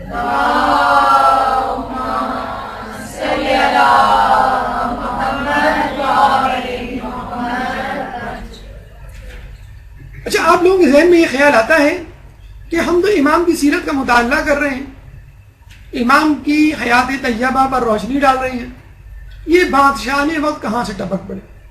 کیا ضرورت ہے ان کو بیچ میں لانے کی؟ انہوں نے کیا کارروائی انجام دیے ہیں سوائے اس کے کہ اہل بیت کی زندگی میں تشدد، ذہنی طور پر تکلیف، صدمہ اور ان کی راہ میں رکاوٹیں، ان کا فقط اور فقط منفی کردار رہا ہے. بادشاہ نے چاہے وہ بنو امیہ سے تعلق رکھتے ہوں، چاہے وہ بنو عباس سے تعلق رکھتے ہوں، ہر بادشاہ نے امام کی زندگی میں مشکلات پیدا کی ہیں. کیوں؟ کہ خلافت امام ہی کا حق تھا. ان کو سب سے زیادہ خطرہ زمانے کے امام ہی سے ہوا کرتا تھا. حالانکہ مولا علی یا امام حسین کے علاوہ کوئی امام ایسا نہیں ملے گا جو تلوار لے کے ان کے سامنے میدان جنگ میں جم کے کھڑا ہو جائے. ان دو کے علاوہ تمام ائمہ نے مصالحاتی اور مصلحت خداوندی کو مد نظر رکھتے ہوئے اپنے کردار کو نبھایا اور دین تشیع کو فروغ دیا. اس کے لیے یہ کہنا پڑے گا ہم کو کہ دیکھیے کہ جب بھی حق کا ذکر آئے گا باطل کا بھی ذکر آئے گا. اگر قرآن میں محمد کا ذکر ہے تو ابو لہب کا بھی ذکر ہوگا. اگر قرآن میں موسیٰ کا ذکر ہے تو پھر فرعون کا بھی ذکر ہوگا. اگر کربلا میں امام حسین ان کے ساتھیوں کا تذکرہ ہے تو پھر یزید اور اس کے ساتھیوں کا بھی تذکرہ ہوگا. کیوں؟ کہ جب حق کی بات ہوگی تو باطل کی بات خود بخود ہوگی. جب حق آشکار ہوگا تو باطل بے نقاب ہوگا. کہا جاتا ہے، بلکہ امام کا قول ہے جس کا مفہوم ہے کہ اگر تم حق کو نہ پہچان سکو تو اپنی آنکھوں کو باطل کے تیروں کی طرف موڑ دو. جہاں جہاں باطل کے تیر گریں گے وہاں وہاں تمہیں حق نظر آئے گا. اہل بیت کو نہیں پہچان سکتے جو کہ حق ہے کہ نہیں پہچان سکتے، نہیں جان سکتے، ان کی معرفت ناممکن ہے. تو کم از کم باطل کو پہچان لو، ان کے دشمنوں کو پہچان لو، خود بخود اہل بیت کی معرفت ہو جائے گی. تو اگر امام کی معرفت حاصل کرنا ہے تو آپ ان کے زمانے کے بادشاہوں کی معرفت حاصل کریے. تعرف الاشیاء بازدادها، اشیاء چیزوں کی معرفت ان کی ضدوں سے کرو. روشنی سمجھ میں نہیں آ رہی، اندھیرے کو دیکھ لو. بلندی سمجھ میں نہیں آ رہی، پستی کو دیکھ لو. تری سمجھ میں نہیں آ رہی، خشکی کو دیکھ لو. علم سمجھ میں نہیں آ رہا، جہل کو دیکھ لو. نیکی سمجھ میں نہیں آ رہی، گناہ کو دیکھ لو. سردی سمجھ میں نہیں آ رہی تو گرمی کو سمجھ لو. ضد کو سمجھ لیں اور اس کو پھر الٹا کر دیں, آپ کو خود بخود اپنی مطلوبہ چیز مل جائے گی. باطل کو سمجھ لیں, حق خود بخود سمجھ میں آئے گا. حق سمجھ لیں تو باطل خود بخود سمجھ میں آ جائے گا. امام کے زمانے میں ضروری ہے کہ ہم ان لوگوں کا بھی تذکرہ کریں کہ جو امام کی راہ میں رکاوٹ بنے, جنہوں نے اسلام کی راہ میں رکاوٹیں کھڑی کی اور آپ کی شہادت کا بھی سبب بنے. آپ کی وقت ولادت جو حکومت دی اس کا بادشاہ منصور تبانقی تھا. اس کے بعد 158 ہجری میں مہدی عباسی. دیکھیں اس زمانے کے بادشاہوں نے بھی یہ کھیل کھیلنے کی کوشش کی. جب ان کو پتہ چلا کہ ان کے یہاں یہ روایت موجود ہے کہ ایک زمانہ آئے گا کہ دنیا ظلم و جور سے بھر چکی ہوگی, تو ہمارا چاہنے والا, ہمارا ماننے والا اور ہمارے جد سے, ہماری نسل سے ایک شخص پیدا ہوگا جو 12واں امام ہوگا. اس دنیا کو عدل سے اس طرح بھر دے گا یہ جیسے ظلم سے بھری ہوئی تھی. تو بادشاہوں نے اپنے شہزادوں کے نام مہدی کے نام پہ رکھنا شروع کر دیے اور لوگوں کو یہ کہنا شروع کر دیا یہ وہی تو مہدی ہے جس کا تذکرہ آیات و روایات میں ملتا ہے. اس لیے جب یہ لوگ کہتے ہیں کہ خلافت علی یا دیگر ائمہ کا نام, ہمارے خلیفاؤں کا نام قرآن میں کیوں نہیں موجود, ہمارے اماموں کا نام, تو ایسا کون سا مسئلہ ہے. لوگ اپنے اپنے اماموں کے نام علی, حسن, حسین, زین العابدین, باقر, جعفر رکھنا شروع کر دیتے اور یہ کہتے ہیں یہ وہی امام ہیں جن کی بشارت جو ہے وہ احادیث میں دی گئی ہے. تو مہدی عباسی 158 ہجری. اس کے بعد ہادی, یہ بھی دیکھیں نام ایسا ہی ہے, ہدایت دینے والا, حالانکہ مکمل طور پہ منحرف. اس کے بعد ہارون 170 ہجری میں, امین 194 ہجری میں اور مامون 198 ہجری میں. ہارون 7ویں امام کے زمانے میں تھا جس نے امام کو 14 سال قید رکھا. اس کی 2 اولادیں تھیں, امین اور مامون. عربی النسل امین تھا اور مامون عجمی النسل تھا. یعنی عربی زوجہ سے, عرب خاتون سے امین پیدا ہوا اور عجم کی خاتون سے یعنی غیر عرب سے مامون پیدا ہوا. تو عوام الناس میں ایک فطری رجحان تھا کہ ہارون کے بعد امین کو تخت پہ آنا چاہیے کیونکہ امین عرب ہے, عربی بولنے والا ہے اور عرب خاتون سے تعلق رکھتا ہے. اور مامون جو ہے وہ غیر عرب ہے اور وہ بھی کنیز سے. تو لوگوں میں مامون کی طرف جو ہے وہ رجحان نہیں تھا. لیکن مسئلہ یہ تھا کہ امین انتہائی بدقماش, بدماش, اوباش شخص کا, انسان عیاش, کہ اگر اس کے ہاتھ میں سلطنت آتی تو بہت عرصے تک نہ رہ پاتی. اور مامون انتہائی چالاک, ہوشیار اور علم دوست, لیکن اس چالاکی ہوشیاری کو اس نے کسی اور طریقے سے استعمال کیا. چنانچہ ہارون نے بہت کوشش کی کہ کسی طرح مامون کو امور سلطنت سپرد کر دے, لیکن لوگوں کی مخالفت کے پیش نظر اس نے آخر میں یہی کیا کہ اپنی سلطنت کو 2 حصوں میں تقسیم کر دیا. امین کو عربی علاقے کی سلطنت سونپ دی یعنی حجاز, یمن اور شام, اور مامون کو غیر عرب علاقوں کی سلطنت سونپ دی یعنی ایران, خراسان, ترکمانستان. اور کہتے ہیں کہ جب یہ سلطنت 2 حصوں میں تقسیم ہوئی تو دونوں بیٹوں نے باپ کو نکال باہر کیا کہ you are misfit in our kingdom, کہ تمہارے لیے تو کوئی جگہ نہیں, تم نے تو کوئی گھر بھی نہیں چھوڑا. صاف کہہ دیا آدھی تمہاری آدھی میری, تو بس ٹھیک ہے آدھی آدھی ہم دونوں بیٹوں کی, تمہارے لیے تو کوئی اور جگہ ہونی چاہیے, جاؤ کوئی اور ملک فتح کرو. تو آخری ایام کہتے ہیں ہارون رشید کے بڑے ہی کسمہ پرسی میں گزرے اور اس کے بعد امین اور ہارون میں سر پٹول شروع ہو گئی بڑی مشکل سے. امین نے چند سال, کہتے ہیں 3 یا 4 سال مکمل کیا اور اس کے بعد مامون نے امین پر غلبہ حاصل کر لیا اور اس کو قتل کر دیا. اس کے بعد 20 سال تک حکومت کی بطور خلیفہ. مولانا ذیشان حیدر جبادی بڑا اچھا جملہ اس موقع پر کہتے ہیں کہ حسن و حسین بھی تو تھے, وہ بھی تو جنت کے مشترکہ سردار ہیں اور یہ 2 بیٹے تھے.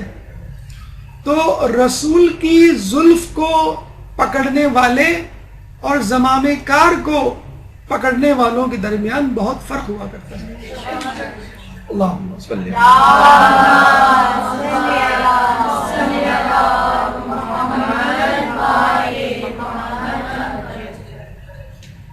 یہ مامون و امین کا مختصر سا خاکہ تھا، اور یہی وہ دور تھا جو بنو امیہ بنو عباس کے درمیان چپخلش کا ایک جسے کہتے ہیں کہ شمع یا ایک مثال، ایک جھلکی ہمیں پیش کرتا ہے، جس طرح بنو امیہ بنو عباس کی لڑائی کے درمیان امام کو موقع مل گیا، پانچویں چھٹے امام کو اپنی ترویج اور تبلیغ کا، اور تشیع پہ ظلم کم ہو گیا۔ اس طرح مامون اور امین کے درمیان جب جنگ چھڑی تو مامون گھبرا گیا، پریشان ہو گیا، اور اس نے اس گھبراہٹ میں ولی عہدی کا عہدہ جو ہے وہ امام علی رضا کے سپرد کر دیا، تاکہ لوگوں کی مخالفت میں کچھ کمی آ سکے۔ یہ عجیب بات ہے کہ امام کے دور میں بڑے سیاسی نشیب و فریز آئی، ہمارے ہر امام کو کم و بیش، اکثر اماموں کو کم و بیش اپنے سے پچھلے امام کی بنسبت بالکل متضاد حالات کا سامنا کرنا پڑا۔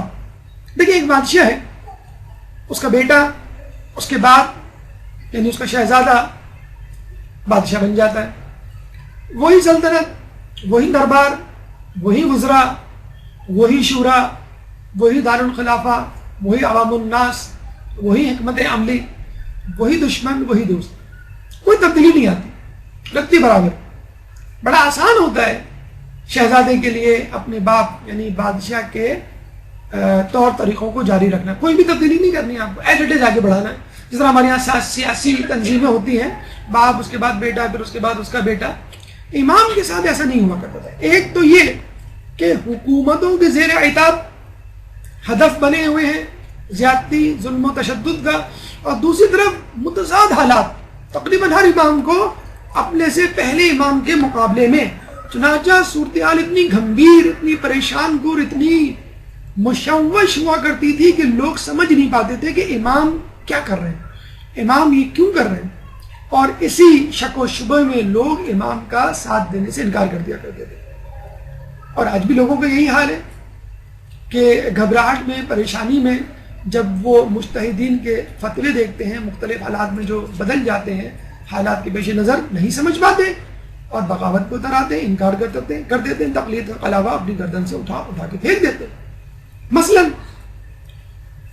امام علی نے تلوار نکالی، جنگ جمل، جنگ صفین، جنگ نہروان آپ کے سامنے 4.5 سال کا عرصہ تقریباً میدان جنگ میں گزرا۔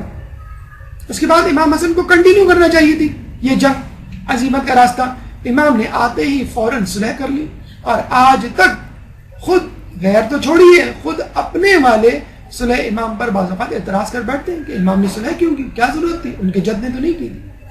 پھر ہم دیکھتے ہیں امام حسین تلوار لے کے عزیمت کا راستہ اختیار کرتے ہوئے کربلا میں آ جاتے ہیں، خوب واہ واہ ہوتی ہے، لوگ بڑے خوش ہوتے ہیں، گریہ ہوتا ہے، اور خوش ہوتے ہیں کہ ہمارے امام نے سر داد نداد دست یزید کہ سر دے دیا لیکن اپنا ہاتھ بیعت کے لیے نہیں دیا۔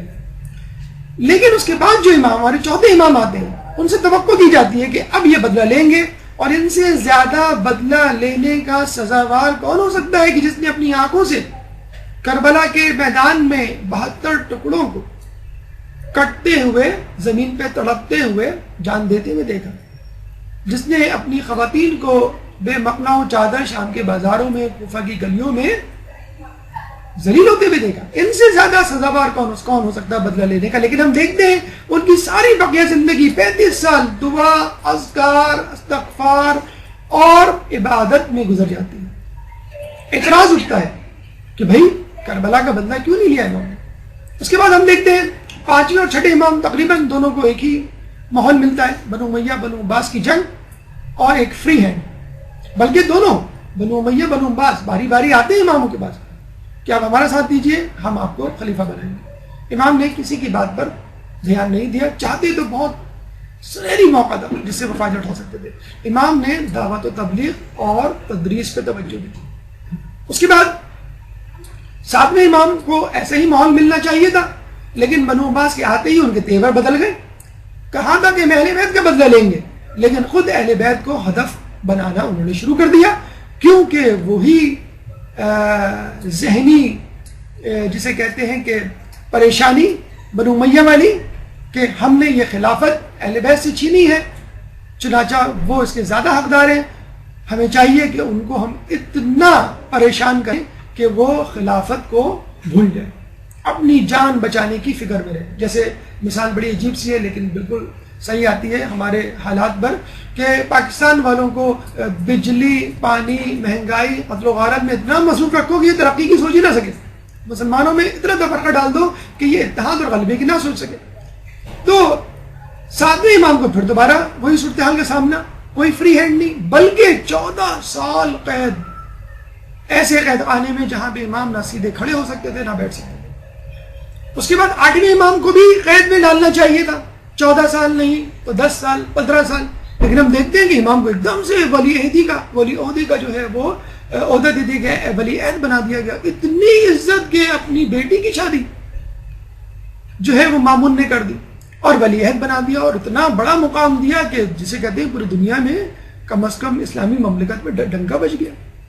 8ویں امام کے بعد پھر دوبارہ وہی زوال والی کیفیت، تذلیل والی کیفیت، امام تقی کو بلایا گیا، طلب کیا گیا، قید و بند میں رکھا گیا. اس کے بعد امام کے ساتھ تقریباً کم و بیش وہی صورتحال. اب موجودہ امام جب آئیں گے تو بالکل ہی یکسر جو ہے وہ منظر نامہ تبدیل ہو چکا ہوگا. آپ نے دیکھا کہ ہر امام تقریباً جب آتا ہے تو دوسرے امام سے مختلف حالات اس کے پیش نظر ہوتے ہیں. اگر کوئی فیصلہ کرتا ہے تو لوگ اس پر اعتراض شروع کر دیتے ہیں کہ بھئی آپ سے پچھلے امام نے یہ کیا، آپ یہ کر رہے ہیں. تو جب ہی کہا گیا ہے کہ دیکھو امام کی سنت پہ عمل کرو، اگر امام بظاہر اسلام کی مخالفت میں بھی مشورہ دے رہے ہیں، حکم دے رہے ہیں، تو یقیناً اس میں کوئی مصلحت ہوگی. جس طرح خدا جب حکم دیتا ہے تو اس میں مصلحت ہوا کرتی ہے. چنانچہ امام کو بہت ہی عجیب و غریب حالات کا سامنا کرنا پڑا، اور ان حالات میں امام نے ولی عہدی کا جو ہے وہ عہدہ قبول کیا. اس سیاسی نشیب و فراز میں دو ہمارے مختلف ائمہ کو سہنے پڑے کہ کبھی عزیمت، کبھی مصالحت، کبھی دشمنی، کبھی دوست. تو امام کو بھی ان صورتحال سے گزرنا پڑا، اور امام کے لیے اب یہ موقع تھا کہ وہ کیا کریں، عزیمت کا راستہ اختیار کریں، یعنی دشمن سے تلوار سے جہاد کریں، یا پھر مصالحت کا رویہ اختیار کریں، یعنی دشمن کے ساتھ مصلحتاً وقتی طور پر اس کی بات کو مان کر لوگوں میں اپنی بات کو مستحکم کرے. اس کا تذکرہ انشاءاللہ مزید تفصیل سے امام کی ولی عہدی سے متعلق ہے. امام نے ولی عہدی کا عہدہ کیوں قبول کیا اور اس عہدے کو قبول کرنے سے امام کو فائدہ کیا ہوا، تفصیلی گفتگو انشاءاللہ کسی اور درس میں آپ کے سامنے پیش کی جائے گی. ہماری گفتگو کا 4تھا مرحلہ، لیکن اس 4تھے مرحلے یعنی اخلاقی پہلو کو شروع کرنے سے پہلے ایک وقفہ، اور اس کے بعد انشاءاللہ ہماری گفتگو دوبارہ جاری ہوگی. ایک درود پڑھ دیجیے محمد. اعوذ باللہ من الشیطان الرجیم، بسم اللہ الرحمن الرحیم. گفتگو کا سلسلہ ہم وہیں سے شروع کرتے ہیں جہاں سے ہم نے چھوڑا تھا. 3 مراحل ہم طے کر چکے، 4تھے مرحلے کی طرف اب پیش رفت ہے، یعنی اخلاقی پہلو. امام کی سیرت طیبہ کا اخلاقی پہلو، اور آپ کو معلوم ہے کہ یہی پہلو ہمارے لیے اہم ترین ہے.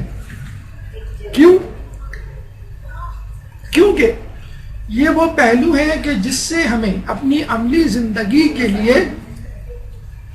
بیش بہا موتی منتخب کرنے ہیں، اور یہ دیکھنا ہے کہ ہم اپنی عملی زندگی میں امام کی زندگی سے کیا سبق حاصل کر سکتے ہیں.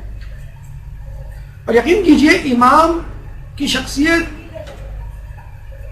اتنی ہشت پہلو ہے کہ بسا اوقات وہ بہت ہی عظیم، بہت ہی بڑی شخصیت نظر آتے ہیں، اور بسا اوقات نعوذ باللہ ظاہری طور پر بہت ہی عام سی شخصیت کہ انسان دھوکہ کھا جائے کہ یہ امام ہے یا ایک عام سے آدمی. ابھی اس کا تذکرہ ابھی آئے گا. اور علامہ شہید مطہری نے اپنی کتاب انسان کامل میں اس بات کا اعتراف کیا ہے، اور بڑا اچھا انکشاف کیا ہے کہ کامل مومن، انسانی کامل وہ ہوتا ہے جو ازداد کا مجموعہ ہوتا ہے، زدوں کا مجموعہ ہوتا ہے، کہ کبھی تلوار لے کے میدان جنگ میں دشمنوں کو تہہ تہ کرتا ہوا نظر آتا ہے، اور کبھی وہی انگلیاں جو ذوالفقار چلاتی ہیں وہی انگلیاں گھر میں دال چنتی ہوئی نظر آتی ہیں. سبحان اللہ.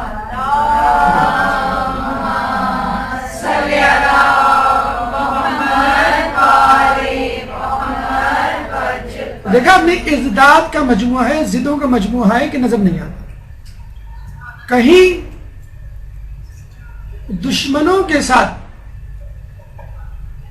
اس طرح کا رویہ کہ لوگ دشمن کو دوست سمجھنے لگے، اور دوستوں کے ساتھ اس طرح کا رویہ کہ دشمن سمجھنے لگے. عدل کی بات آئے، خدا کے سامنے جواب دہی کی بات آئے،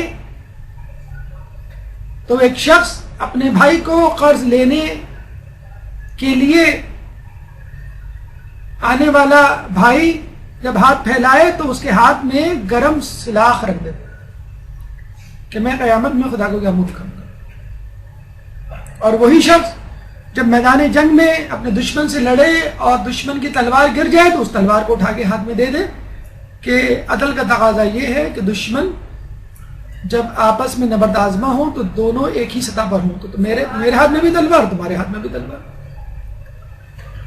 معاف کرنے پر آئے تو اپنے دشمنوں کو اس طرح معاف کر دیں کہ ہم حیران رہ جائیں، اہل بیت کے ماننے والے چاہنے والے، کہ مروان بن حکم کہ جس نے کربلا کی بنیاد رکھی، واقعی حرہ میں جب چوتھے امام کے پاس آیا تو امام نے اس کو غلہ اناج اور سایہ فراہم کیا، گھر فراہم کیا.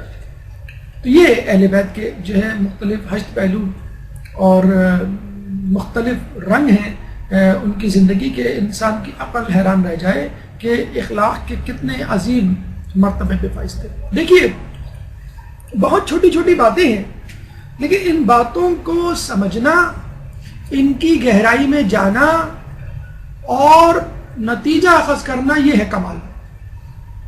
اور ہم یہ سمجھتے ہیں کہ امام کی ہر ادا میں کوئی زبردست تدبیر اور پہلو ہوتا ہے.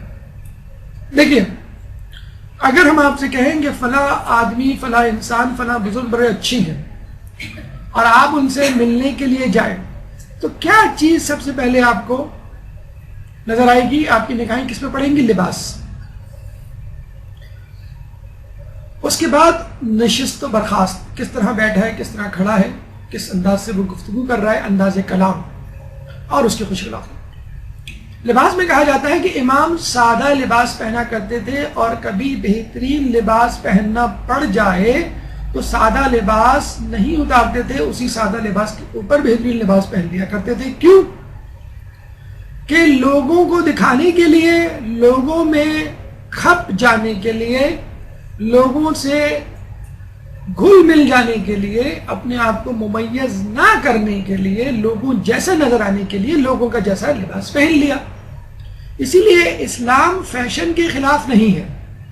آپ جس طرح کا فیشن چاہیں کریں، جس طرح کا لوگ لباس پہنتے ہیں آپ بھی پہنیں، بشرط یہ کہ محرم اور نامحرم کا جو ہے وہ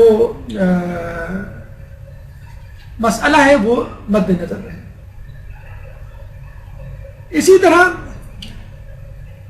زندگی کے اور شعبہ جات میں جس طرح لوگ رہ رہے ہیں آپ بھی رہ سکتے ہیں، بشرط یہ کہ وہ چیزیں اللہ کی اور آپ کی راہ میں رکاوٹ نہ بنے، اللہ اور آپ کے درمیان رکاوٹ نہ بنے.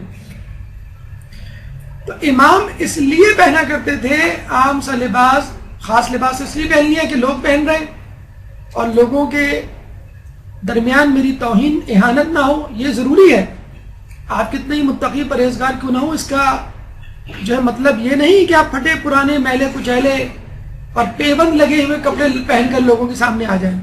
معاشرے کے مطابق یا موجودہ اصطلاح میں فیشن کے مطابق کپڑے پہننا اور اپنی شان کو مد نظر رکھتے ہوئے کپڑے پہننا، اسلام اس بات کو پسند کرتا ہے کہ آپ اپنے اسٹیٹس کے اعتبار سے کپڑے پہنیں. کوئی ہو سکتا ہے کہ 5000 کا جوڑا آپ کے لیے نارمل ہو اور ایک آدمی کے لیے ایکسپینسو ہو، تو وہ آپ پہ اعتراض نہیں کر سکتا کہ بھئی آپ نے اسراف کیا ہے اور آپ کو مجھ جیسا 500 روپے والا جوڑا پہننا چاہیے.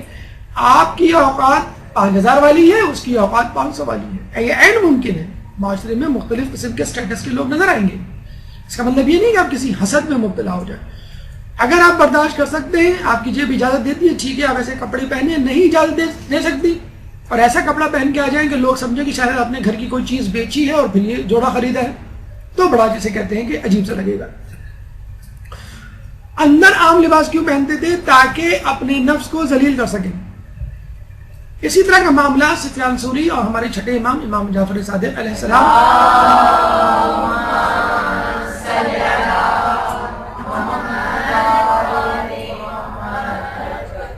کے درمیان پیش آیا کہ جب اس نے امام کے لباس پر تنقید کی. امام ایک اچھا خوشنما لباس پہنے ہوئے تھے. ہم نے آپ کو بتایا کہ 5ویں 6 7ویں 8ویں امام کے درمیان جو ہے کے دوران جو اسلامی حکومت تھی اور جو مسلمان تھے وہ بہت خوشحال تھے. مطلب بغداد ایسا تھا جیسے اس وقت کا لندن، اس وقت کا نیو یارک. ایران، عراق اور حجاز ایسے تھے جیسے اس وقت یو کے، یو ایس اے اور کینیڈا. جس طرح آج لوگ تڑپتے ہیں نا امیگریشن کے لیے، امریکہ کینیڈا کی اور یو کے کی، اس طرح اس زمانے میں لوگ تڑپتے تھے ان ممالک میں آنے کے لیے.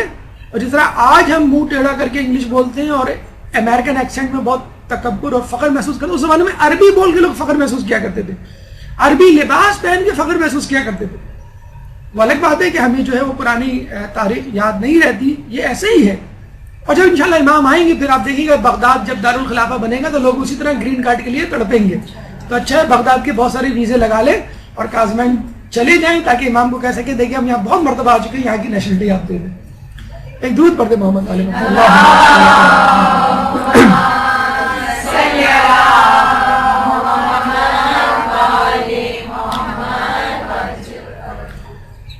اپنے نفس کو ذلیل کرنے کے لیے امام پہنا کرتے تھے. تو سفیان ثوری نے کہا کہ یہ اہل بیت کہاں اور دنیا کی جاہ و جلال شان و شوکت کہاں؟ امام نے فرمایا کہ میں نے یہ لباس اس لیے پہنا ہے کہ عام لوگوں جیسا نظر آؤں، اور اندر کا لباس اس لیے پہنا ہے کہ اپنے نفس کو ذلیل کروں.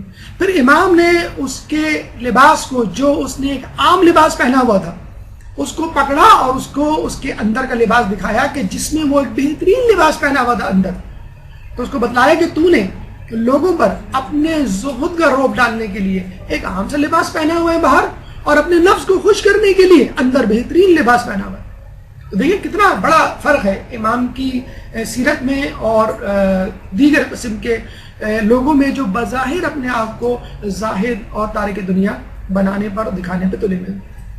تو اب آپ سے اس سے نتیجہ اخذ کیجئے. ہمارے یہاں کے لوگ جب لیوائس کی جینز اور گوسی کی ٹی شرٹ اور کیٹ کا کیپ، ایڈیڈاس کے شوز اور کیلوین کلین کا پرس پہن کے جب نکلتے ہیں تو آپ دیکھیے ان کی چال ڈھال، رنگ، اعتبار میں فرق آ جاتا ہے. کوارٹز کی آپ گھڑی پہن لیں، بار بار جو ہے آپ گھڑی کو دیکھ رہے ہیں ٹائم کیا ہوا ہے، لوگوں سے پوچھ رہے ہیں. موبائل آپ لے لیں، نہ چاہتے بھی بار بار نکالیں گے. کچھ نہیں تو بھائی لائٹ کا میں ذرا ٹارچ لا کے دیکھ لوں، الارم لگا لیں گے بے وقت کا، اسی وقت بجے گا جب آپ لوگوں کے درمیان بیٹھے ہوئے. او سوری، میں نے جو فجر کا الارم لگایا تھا 4:30 کا، اے ایم کی جگہ پی ایم لگ گیا. نماز شب بھی بتا دیا آپ نے کہ دیکھیں میں نماز شب اور فجر کا پابند ہوں، اور موبائل بھی اس بہانے دکھا دیا. تو بس آدمی تڑپ رہا ہوتا ہے. گاڑی لے لیں تو بار بار اداروں کو فون کر رہے ہیں کہ ہم نے جو ہے وہ گھومنے جانا تھا، آپ کیا آنا تھا، آئیے ذرا، یا آپ آ جائیں یا ہم آ جائیں. کسی طرح جسے کہتے ہیں چابی لہراتے ہوئے جا رہے ہیں کہ بھئی کون سی ماڈل کی گاڑی ہے. تو ہم تڑپ رہے ہوتے ہیں اپنے لباس کو دکھانے. دیکھیے اب برا ماننے والی بات نہیں ہے، ہم خواتین کا مجمع ہے، لیکن امام کی روایت ہے، اس لیے میں آپ کو عرض کر رہا ہوں. امام کی روایت ہے اپنی خواتین کو کم لباس سلوا کر باہر نکلنے سے روکو. عورت جب اچھا لباس پہنے گی تو اس کو دکھانے کے لیے باہر نکلے گی. ایک اچھا سا رنگ برنگا اسکارف بھی آدمی خرید لینا، یعنی آدمی کا مطلب ہے عورت، تو اس کو دکھانے کے لیے وہ تڑپ رہی ہوتی ہے کہ سیٹرڈے کب آئے، یا جمعہ کب آئے، یا ہم سسرال کب جائیں، یا ہم کسی، میں آپ کی بات نہیں کر رہا قطعی طور پہ، آپ لوگ غلط نہ لیں، میں اوروں کی بات کر رہا ہوں. تو یہ حقیقت ہے کہ انسان جب کوئی چیز خریدتا ہے تو وہ تڑپ رہا ہوتا ہے. دیکھیں اللہ تعالیٰ نے حدیث قدسی ہے کہ اے انسان، سنیے، اے انسان میں نے کائنات تیرے لیے تخلیق کی اور تجھے اپنے لیے تخلیق کیا. اے انسان میں نے تجھے اس لیے تخلیق کیا کہ میں پہچانا جاؤں، اور ہم کیا کر رہے ہیں؟ میں پہچانی جاؤں، میں دیکھی جاؤں، میری تعریف کی جائے. یہ مرد اور عورت دونوں ہی کسی نہ کسی اعتبار سے، مرد کو ہم کہہ سکتے ہیں status wise, job wise, career wise اپنے آپ کو پروجیکٹ کرنے میں مصروف ہے. جو اس وقت اسٹیٹس ہے، ہمارے فیس بک کا اسٹیٹس ہے، جو ہمارے واٹس ایپ کا اسٹیٹس ہے، جو بدستور تبدیل ہو رہا ہوتا ہے. وہ کیا ہے؟ اپنی شخصیت کی پروجیکشن. تو اللہ چاہتا ہے کہ میری پہچان کروائے بندہ، اور بندہ کیا چاہتا ہے؟ اللہ کو وسیلہ بناتا ہے اور اپنی پہچان کرواتا ہے. تو امام اپنے نفس کو ذلیل کرنے کے لیے عام لباس پہنا کرتے تھے، اور لوگوں کو دکھانے کے لیے، دکھانے کا مطلب ہے لوگوں میں کھپنے کے لیے. اب دیکھیں شادی بیاہ کی تقریب ہے اور آپ ایک عام سا لباس پہن کے چلے گا اپنے آپ کو زاہد اور جسے کہتے ہیں عابد ثابت کرنے کے لیے. دیکھیں بہترین زہد کو چھپانا ہے.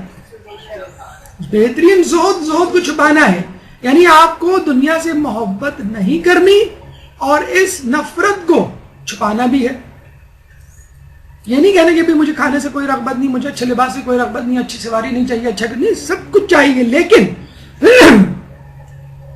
یہ چیزیں اللہ کی محبت میں رکاوٹ نہ بنے.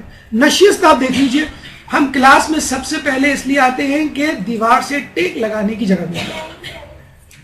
میں آپ کی بات نہیں کر رہا، میں اوروں کی بات کر رہا ہوں. ہم دیوار سے ٹیک لگانے کے لیے آتے ہیں، ایسی جگہ بیٹھتے ہیں جہاں پاؤں پھیلا کے بیٹھنے کا موقع مل جائے. امام کے بارے میں ہے کہ اگر وہ لوگوں میں بیٹھے ہوتے تو کبھی دیوار سے ٹیک نہ لگاتے. اب آپ اندازہ لیں، امام لیڈر ہے، رہنما ہے، رہبر ہے، کائنات کا امام ہے وہ، اور اس کو یہ روا نہیں کہ اگر میں کسی کے ساتھ بیٹھوں تو ٹیک لگاؤں کہ لوگ سمجھیں کہ میں ان سے برتر ہوں. امام نہیں چاہتے کہ لوگوں کے درمیان میں ثابت کروں. جو ہم کہتے ہیں نا باڈی لینگویج، باقاعدہ اس پہ کتابیں لکھی جا رہی ہیں. آپ پڑھیں ویب سائٹس پہ جا کے باڈی لینگویج کیا کچھ کہہ رہی ہوتی ہے. NLP نیورو لنگوسٹک پروگرامنگ باقاعدہ ایک سائنس ہے. اس میں کہا جاتا ہے اگر آپ کو کنونس کرنا ہے اپنے سامنے والے کو، کم از کم اتنا کریں آپ کہ جس طرح وہ بیٹھا ہے، جس انداز سے وہ جو ہے آپ کو سن رہا ہے، آپ اس انداز سے اس کو سنیں، اس طرح بیٹھیں. وہ بڑا سمٹ کے اور ادب سے بیٹھا ہوا ہے، آپ جو ہے اکڑ کے اور ٹیک لگا کے بیٹھے ہوئے، تو اس کا مطلب ہے آپ ایک تکبر و نخوت کا مظاہرہ کر رہے ہیں. یہ بچوں کے ساتھ بھی ہونا چاہیے. بچہ جو ہے توتلی زبان میں جو ہے اپنی گلی کے کرکٹ کے قصے سنا رہا ہے، آپ جو ہے وہ اکڑ کے بیٹھے ہوئے، اچھا بیٹا جلدی سے جا کے منہ دھو کے آ جاؤ، تمہارا کھانے کا ٹائم ہو گیا ہے. تو آپ اسی طرح بچے کو فیشل ایکسپریشن دیں کہ امی میں نے جو ہے لاسٹ بال پہ چھکا مار کے اپنی ٹیم کو جتا دیا. اچھا کیسے مارا تھا دکھاؤ. کتنی مائیں جو ایسے کہتی ہوں. ہمیں بس یہ فکر ہوتی ہے کہ بیٹا جو ہے بس ہماری ساری باتیں مان لے، اپنی باتیں نہ کرے. باڈی لینگویج باقاعدہ ٹیچ کی جا رہی ہے، بتائی جا رہا ہے لوگوں کو کہ جس طرح آپ کے سامنے والا بیٹھا ہے، کھڑا ہے، آپ بھی اسی طرح بیٹھے اور اسی طرح اس کو سنیں. امام محفل میں ہوتے تو ٹیک لگا کے نہ بیٹھتے. سن کے حیرت ہوگی آپ کو، بلکہ آپ دیکھ لیں، آپ دیکھتے ہوں گے ARY، جیو، سما، دنیا تمام چینلز پہ ٹی وی اینکرز کو دیکھ لیں آپ کس طرح وہ بیٹھتے ہیں. کبھی ٹیک لگا کے نہیں بیٹھتے. ایریکٹ پوسچر میں ہوتے ہیں، ان کی کمر ایریکٹ پوسچر، بالکل سیدھی کمر ہوتی ہے. اگر وہ ٹیک لگا کے بیٹھ جائے تو ان کی کمر میں کیا کہتے ہیں اس کو، کمب آ جائے، کنکیو ہو جائے. ہمیشہ ان کو ہدایت کی جاتی ہے کہ آپ کو ایریکٹ بیٹھنا ہے، بالکل سیدھا بیٹھنا ہے، آپ کو جو ہے وہ ٹیک نہیں لگانی ہے.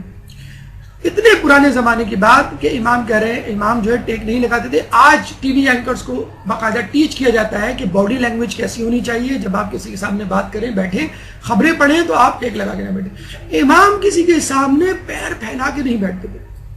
آج کل ہمارے بچے دیکھیے، ٹانگ پہ ٹانگ رکھے میز پر چپس کھا رہے ہوتے ہیں، کولڈ ڈرنک پی رہے ہوتے ہیں، امی آ جائیں، ابو آ جائیں، زلزلہ آ جائے، طوفان آ جائے، ملک الموت ہو جائے، کسی سے نہیں ڈریں گے.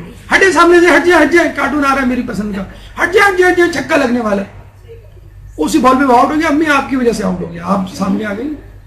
تو یہ ہم جو کر رہے ہیں وہ ہمارے بچے بھی کر رہے ہیں. تو آپ کا جو انداز دیکھیں، ہمارے زمانے میں یہ ہو کرتا تھا، اگر ہمارے ابو کمرے میں آ جاتے تھے تو تمام ایکٹیویٹیز پہ ہڑتال، بالکل ختم، سب کچھ اٹینشن، آپ کھڑے ہو جائیں بالکل.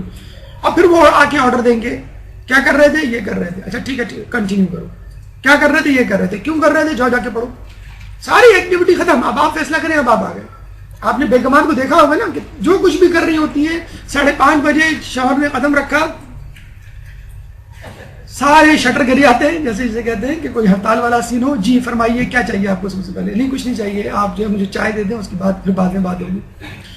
تو یہ انداز ہونا چاہیے اپنے بڑے سے بات کرنے کا، یا آپ کا بڑا جو داخل ہو، اپنے بچوں کو بھی سکھائیے کہ جب کوئی بڑا داخل ہو کمرے میں تو آپ کو کس طرح، اگر کھڑے نہیں ہو سکتے کم از کم سمٹ کے بیٹھ جائیں. باقاعدہ ہدایت کی گئی ہے حدیثوں میں کہ اگر آپ کسی محفل میں بیٹھے ہیں اور کوئی شخص سامنے آ کے آپ کے پاس بیٹھے، چاہے جگہ ہی کیوں نہ ہو، آپ اس طرح اپنی جگہ سے سرک جائیں کہ اس کو محسوس ہو کہ آپ اس کو جگہ دے رہے ہیں۔ اور ہمارے یہاں کیا ہوتا ہے، دروازہ کھلا، کسی کو لگا، اس نے منہ بنایا، کہا ذرا سے ادھر ہو جائے گا، آپ چلی جائیں وہاں پر، آپ کیوں یہاں کھڑی ہوئے، آپ چلی جائیں وہاں پر۔ تو یہ دیکھیں، یہ اخلاق ہے، یہ آپ کی سٹنگ دیکھیں۔ باقاعدہ ایک، مجھے ابھی اس وقت یاد نہیں آ رہا، باقاعدہ ایک میڈیکل وہ ہے، برانچ ہے آلٹرنیٹیو میڈیسن کی، جس میں جیسچرز، پوسچرز کے ذریعے بتایا جاتا ہے بیٹھنے کا انداز، کھڑے ہونے کا انداز، سونے کا انداز، اور اس سے باقاعدہ علاج کیا جاتا ہے آپ کی بیماری کا۔ تو یہ جو پوسچر، یہ جیسچر، یہ جو فیشل ایکسپریشن، ابھی انشاءاللہ کبھی آپ کی ذاکری کی کلاس ہو تو ہم آپ کو بتائیں گے، یہ تو باڈی لینگویج ہوتی ہے، ایک فیشل ایکسپریشن ہوتا ہے، ایک آئی موومنٹ ہوتی ہے، پھر اس کے بعد آپ کی جو ہے وہ ہاتھوں اور پیروں کی موومنٹ ہوتی ہے۔ یہ جو باڈی لینگویج ہوتی ہے وہ بھی میسج دے رہی ہوتی ہے آپ کے سامنے والے کو کہ آپ جو ہے اس سے ایگری کرتے ہیں، نہیں کرتے، آپ اس کی حمایت میں ہیں یا مخالفت میں ہیں، آپ جو کہہ رہے ہیں اس کو وہ بات پسند آ رہی ہے یا نہیں آ رہی ہے۔ تو باڈی لینگویج بہت کچھ سکھاتی ہے۔ ہمارے عالم دین تھے مقدس اردبیلی، 40 سال تک پیر پھیلا کے نہیں سوئے، لیٹ الون سٹنگ، بیٹھنا تو دور کی بات ہے، ہم 1 گھنٹہ 2 گھنٹے پیر سمٹ کر کے نہیں بیٹھ سکتے، سمیٹ کر کے، چاہے امی کیوں نہ بیٹھی ہوں، ساس بیٹھی ہوں تو کوئی مسئلہ نہیں، امی بھی بیٹھی ہوں تو ہم پیر جو ہے وہ سمیٹ کے نہیں بیٹھ سکتے۔ 15 منٹ بعد، آدھے گھنٹے بعد 45 ڈگری ادھر ادھر کہیں ہو کر ہم پیر اپنے لمبے۔ مقدس اردبیلی نے 40 سال تک نیند اس حالت میں کی کہ پیر سکیڑ کے بیٹھے، پاؤں پھیلا کے نہیں، کیونکہ وہ اپنے آپ کو زمانے کے امام کے سامنے حاضر و ناظر جانتے تھے۔ یہ ہے انداز زندگی گزارنے کا۔ ہم جو ہے وہ گناہ کر رہے ہوتے ہیں اور اپنے سامنے اپنے امام کو نہیں پاتے اور کہتے ہیں کہ کوئی ہمیں نہیں دے گا۔ انداز کلام بڑے مزے سے ہم فیس بک پہ، ٹویٹر پہ، انٹرنیٹ پہ، چیٹنگ ویب سائٹس پہ لکھ دیتے ہیں LOL، لول۔ کیا ہوتا ہے لول؟ نہیں پتا آپ لوگوں کو؟ بڑی اچھی بات ہے۔ لاف آؤٹ لاؤڈر، کوئی بھی بات لکھی اپنے مزاحیہ، جوک سنایا، کریک کیا، اپنے کو جوک آگے لکھ دیا لول، لاف آؤٹ لاؤڈر، یعنی ہنسنے کی بات ہے، قہقہ لگاؤ۔ منع کیا گیا ہے قہقہ لگانے کو، آواز کے ساتھ ہنسنے کو۔ رسول اپنے حجرے سے باہر نکلتے ہیں، مسجد نبوی میں کچھ لوگوں کو قہقہ ہنستا بولتا ہوا دیکھتے ہیں تو رسول کہتے ہیں کہ اگر وہ تمہیں باتیں معلوم ہوتی جو مجھے معلوم ہے تو تم ہنستے کم روتے زیادہ۔ اسلام نے حوصلہ شکنی کی ہے ہنسنے والوں کو، ہاں تبسم کے لیے حوصلہ افزائی کی ہے، بلکہ یہ کہا گیا ہے کسی مومن کو دیکھ کر کسی مومن کا مسکرانا ایک صدقہ ہے۔ خود اصحاب رسول اس بات کے گواہ ہیں کہ ہم نے رسول سے زیادہ کسی کو مسکراتے ہوئے نہیں دیکھا، اسمائلنگ فیس جسے کہتے ہیں۔ تو ہنسنے سے بہتر ہے کہ انسان مسکرائے۔ قہقہے سے یعنی آواز کے ساتھ ہنسنا جو ہے وہ ڈسکریج کیا گیا ہے، اور یہ کہتے ہیں کہ حماقت پیدا کرتا ہے، عقل کم کرتا ہے، بہت زیادہ ہنسی مذاق جو کہ اس وقت ہمارے معاشرے میں بہت زیادہ ہو گیا ہے، حتیٰ کہ ہمارے خبریں جو ہے وہ جو ہے جب پڑھی جاتی ہیں تو وہ اس میں بھی ایک طنز اور مزاح کا پہلو آ گیا۔ ہمارے زمانے میں 9 بجے خبرنامہ آتا تھا، زبیر الدین ایک ہوا کرتے تھے، ان کو زندگی میں کسی نے مسکراتے بھی نہیں دیکھا۔ کبھی کوئی غلط خبر دینی ہو، سنجیدہ خبر دینی ہو مثلا ماشاء اللہ کی، تو وہ آگے خبر دیا کرتے تھے۔ لوگ کہتے تھے کہ ہاں ان کو دیکھ کے یقین آ جائے کہ واقعی ماشاء اللہ لگ گیا یا ملک کے حالات خراب ہیں، ان کو کبھی کسی نے ہنستے بھی نہیں دیکھا۔ اور امپاسبل، ناممکن ہے کہ 9 بجے کے خبرنامے میں کوئی نیوز کاسٹر ہنس دے، امپاسبل۔ آج جو ہے وہ ہنسے بولے بغیر، طنز کیے بغیر لوگ جو ہے وہ اپنی زبان سے خبر ہی نہیں نکالتے اور لوگوں کو ہضم بھی نہیں ہوتے۔ ملنساری، دیکھیں تواضع انکساری کے بارے میں کہا جاتا ہے کہ ہر چیز، ہر نعمت، ہر عبادت، ہر خصوصیت کردار اللہ تعالیٰ دیتا ہے، توفیق جسے کہتے ہیں نا، اللہ میں توفیق دے عبادت کی، اللہ میں توفیق دے خوش اخلاقی کی۔ ملنساری، تواضع انکساری ایک ایسا پہلو ہے، ایک ایسی خصوصیت ہے جو انسان کو خود پیدا کرنی پڑتی ہے۔ امام اس زمانے میں حمام جو تھے وہ باہر ہوا کرتے تھے، لوگ نہانے کے لیے باہر حمام جایا کرتے تھے۔ آج کل سوئمنگ پول ہے، لوگ نہانے کے لیے سوئمنگ پول جاتے ہیں، स्विमिंग करने के लिए उस जमाने में लोग नहाने के लिए, घरों में हमाम खाने नहीं होते थे, तो गए इमाम, तो एक शख्स जो उनको पहचानता नहीं था कहा कि जरा मेरी पीठ खुजा देना, मेरी पीठ साफ कर देना, और इमाम बगैर किसी तरद्दुद के उसकी पीठ खुजाने लगे, उसकी पीठ साफ करने लगे, यानी मैल साफ करने लगे। खुदा न खास्ता किसी ने देखा तो उस शख्स को समझाया तुझे नहीं मालूम ये कौन है?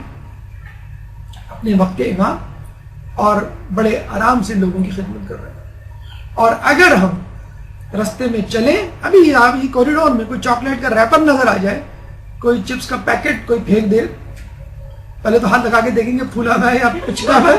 अगर फूला हुआ है, भरा हुआ है तो खामोशी से रख लिया, अगर पिचका हुआ है तो भाई ये देखेंगे लोग कैसे डाल देते हैं, भाई इधर आए, फला को बुलाए, ये उठाए यहाँ से। तो ये हमारी जिसे कहते हैं कि वो हालत हो गई है कि अपना रैपर तो हम खुद ही फेंकेंगे और दूसरों का भी जो है हम नहीं उठाएंगे, शान के खिलाफ समझते हैं हम। तो इमाम जो है वो आम काम करने में कोई जिसे कहते हैं कि आर या शर्मिंदगी महसूस नहीं किया करते। मजीद करीब हो तो हमें पता चलता है कि कम सोया करते थे, गुलामों के साथ खाना खाया करते थे, हर महीने 3 रोजे रखा करते थे। रख तो वो पूरी उम्र और पूरे महीने के रख सकते थे रोजे, लेकिन हमारी आसानी के लिए, ये मैंने पहले भी आपको बताया था कि कम से कम महीने में 3 रोजे की आदत डालें, और 1 रोजे का मतलब 10 रोजे, क्योंकि अल्लाह ताला कुरान में फरमाता है कि मैं 1 नेकी के बदले 10 नेकी के बराबर अजर दूंगा। पहली जुमेरात महीने की, आखिरी जुमेरात महीने की, और दरमियाना बुध जो कि 10 तारीख के बाद आता है, पहला बुध, 10 तारीख के बाद पहला बुध, ये 3 मुस्तहब रोजे हैं। अगर इन रोजों में आसानी नहीं है आपके लिए, यानी जाना पड़ता है, कहीं घूमना पड़ता है, तो एक अलग बात है। अगर आप साहिब खाना है यानी खातून खाना है तो आपके लिए चंदा मुश्किल नहीं होना चाहिए रोजे रखना, वरना जब भी मौका मिले कम से कम महीने में 3 रोजे, मदरसे की तालिबा होने के नाते कम से कम ये दिक्कत जहमत बर्दाश्त कर सकें, ताकि तालीम के साथ साथ आपका तकवा जो है वो मुकम्मल हो सके। इमाम से किसी ने पूछा कि हम मेवा खा के कुछ बचा हुआ फेंक देते, इमाम ने सख्ती से मना किया, और अक्सर हमारी आदत है, हमारे बच्चों की आदत है कि वो पिज्जा भी खाएंगे तो उसका क्रस्ट छोड़ देंगे। अब पिज्जा हट वालों ने उस क्रस्ट में जो है वो चीज डालना शुरू किया, खुदा के वास्ते इसको खा लो, इसको छोड़ो नहीं। जब भी जो है वो डील लगती है बूफे की, तो मेन पीस खा के मसाले वाला जो क्रस्ट और बर्गर के वो जो किनारे की चीजें हैं, या घर में जो रोटियां खाते हैं वो जो मोटा किनारा होता है उसको लोग छोड़ दिया करते हैं। अगर सब्जी गोश्त पका होगा तो बच्चे जो है वो गोश्त खा लेंगे, सब्जी छोड़ देंगे। इसी तरह दावतों में आप देख लें हमारे यहाँ कितना इसराफ होता है, आधी प्लेट का जो है खाना जो है वो लोग छोड़ देते हैं, और प्लेटों में माशाल्लाह निकालते ऐसे हैं कि एक साहब अपनी प्लेट में खाना निकाल के लाए, टेबल पे जैसे ही बैठे बहुत सारे लोग आ गए उनकी प्लेट से निकालने के लिए, कहा क्या हुआ? कहला हम समझे ये डिश है, हम समझे कि ये डिश है, सॉरी हम ये आप अपने लिए निकाल के लाए। जी मैं अपने लिए निकाल के लाया, बुरे वक्तों का पता नहीं कि मैं दूसरी मरतबा जाऊं तो खाना मिले या ना मिले, मैं खट्टा निकाल के लिए आया कि दावत खत्म होने तक इस पर इक्तफा करूंगा, और हो सका तो मैं अपने बच्चों को भी खिला दूंगा, और अगर फोन कॉल आ गई तो जनान खाने में बेगम के पास भी भेज दूंगा। मैं नहीं चाहता कि वक्त से पहले जो है ये खाना बने। तो ये हमारे हालात हैं, और जिस तरह जो है उसको वेस्ट किया जाता है। अभी एक क्लिप देख रहा था मैं बाहर की, तो उसमें बताया जा रहा था कि तकरीबन फ़कत आयरलैंड में $200 मिलियन का खाना जो है वो ज़ाया होता है। इतना ज़्यादा, आप किसी बाहर के आने वाले शख्स से पूछे तो वो आपको बताएगा इतना ज़ाया होता है खाना कि बता नहीं सकते आप।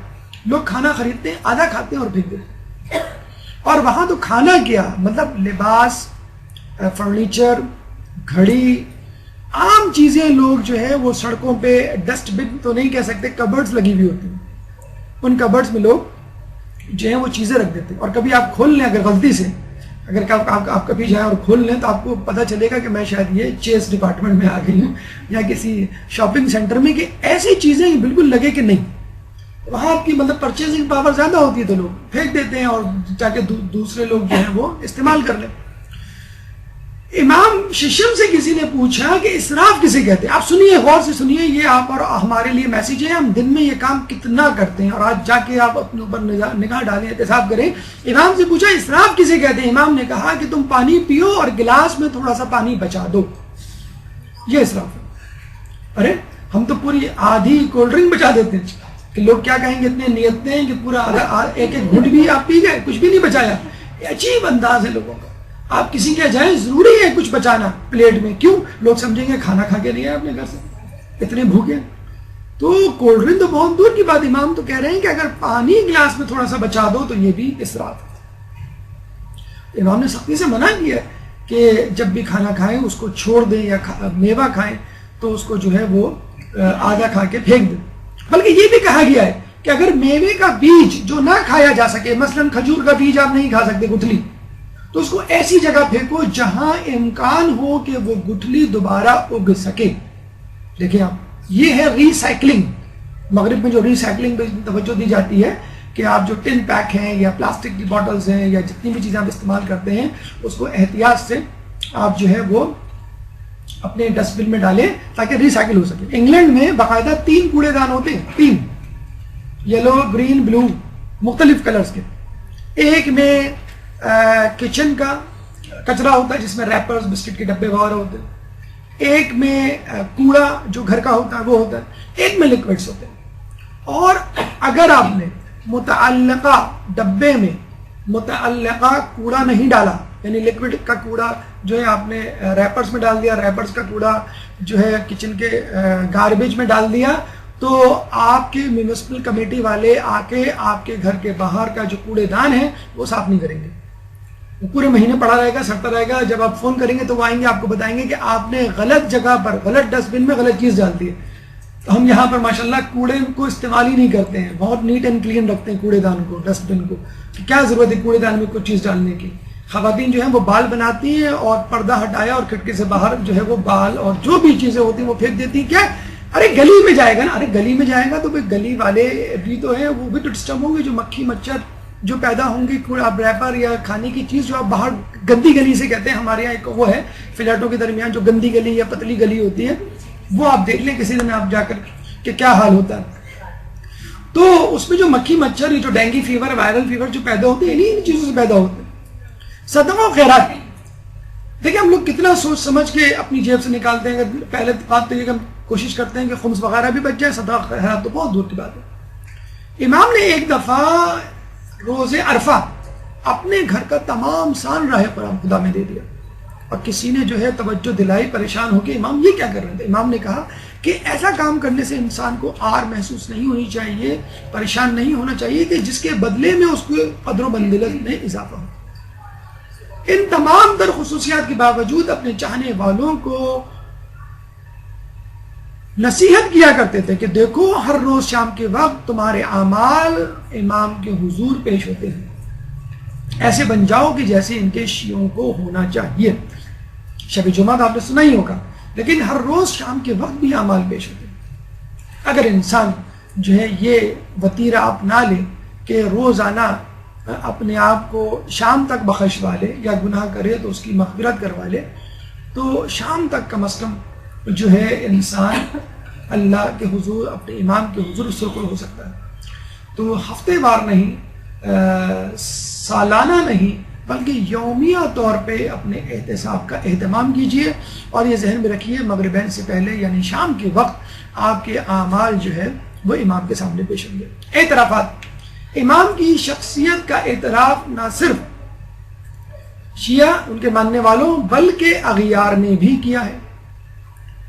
ابن حجر اسقلانی مشہور اہل سنت کے عالم دین, آپ کہتے ہیں کہ آپ تمام لوگوں میں جلیل القدر اور عظیم المرتبت تھے, یعنی آپ کی شخصیت تمام لوگوں میں برتر و افضل اور عظیم تھی.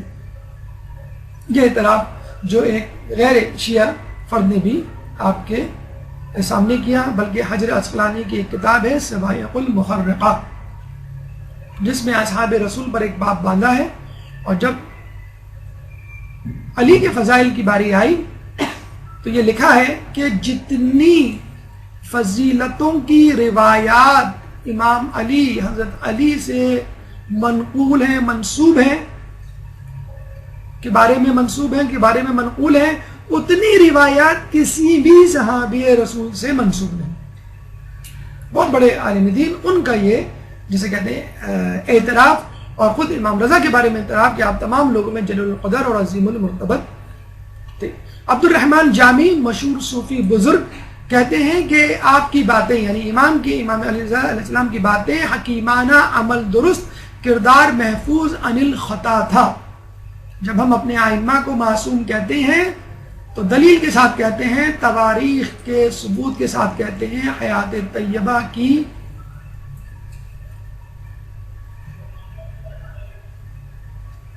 باتوں کو مد نظر کہتے ہیں کہ اگر آپ چاہیں تو تاریخ سے، ان کی سیرت سے کوئی ایسا واقعہ پیش کرتے ہیں جس سے ان کی خطا ثابت ہو جائے. الحمدللہ خود تاریخ اس بات پر گواہی دیتی نظر آتی ہے کہ ہمارے اہل بیت، ہمارے ائمہ تمام کے تمام معصوم تھے. مولوی مبین حنفی جن کی کتاب وسیلۃ النجات مشہور تاریخ کی کتاب ہے، آپ فرماتے ہیں آپ کو وراثت میں علم ما کان وما یکون عطا ہوا تھا. یعنی آپ کا علم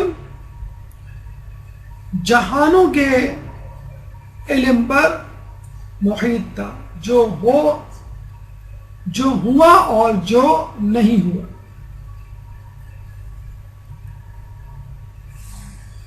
کرامات کے حوالے سے گفتگو انشاءاللہ موقع ملا تو ہم آئندہ کبھی کریں گے، کیونکہ آپ کا وقت مکمل ہو گیا ہے. جس حساب سے ہم مواد لائے تھے لگ یہی رہا ہے کہ شاید یہ 4 نشستوں پہ یہ گفتگو مکمل ہو. تو چلیں اس کو ہم یہاں رکھتے ہیں. اگر ممکن ہوا تو اگلے ہفتے، کیونکہ 23 ذی الحج بھی ان کی ذی القعدہ بھی ان کی شہادت ہے، اگر نہ ہوا تو کسی اور وقت انشاءاللہ آپ کی حیات طیبہ کے حوالے سے اس گفتگو کو مکمل کر دیں گے. اس گفتگو اب تک کی گفتگو سے متعلق اگر آپ کے ذہن میں کوئی سوال ہے تو آپ کر سکتے ہیں. اس سے پہلے ایک درود پڑھ دیجئے محمد والے.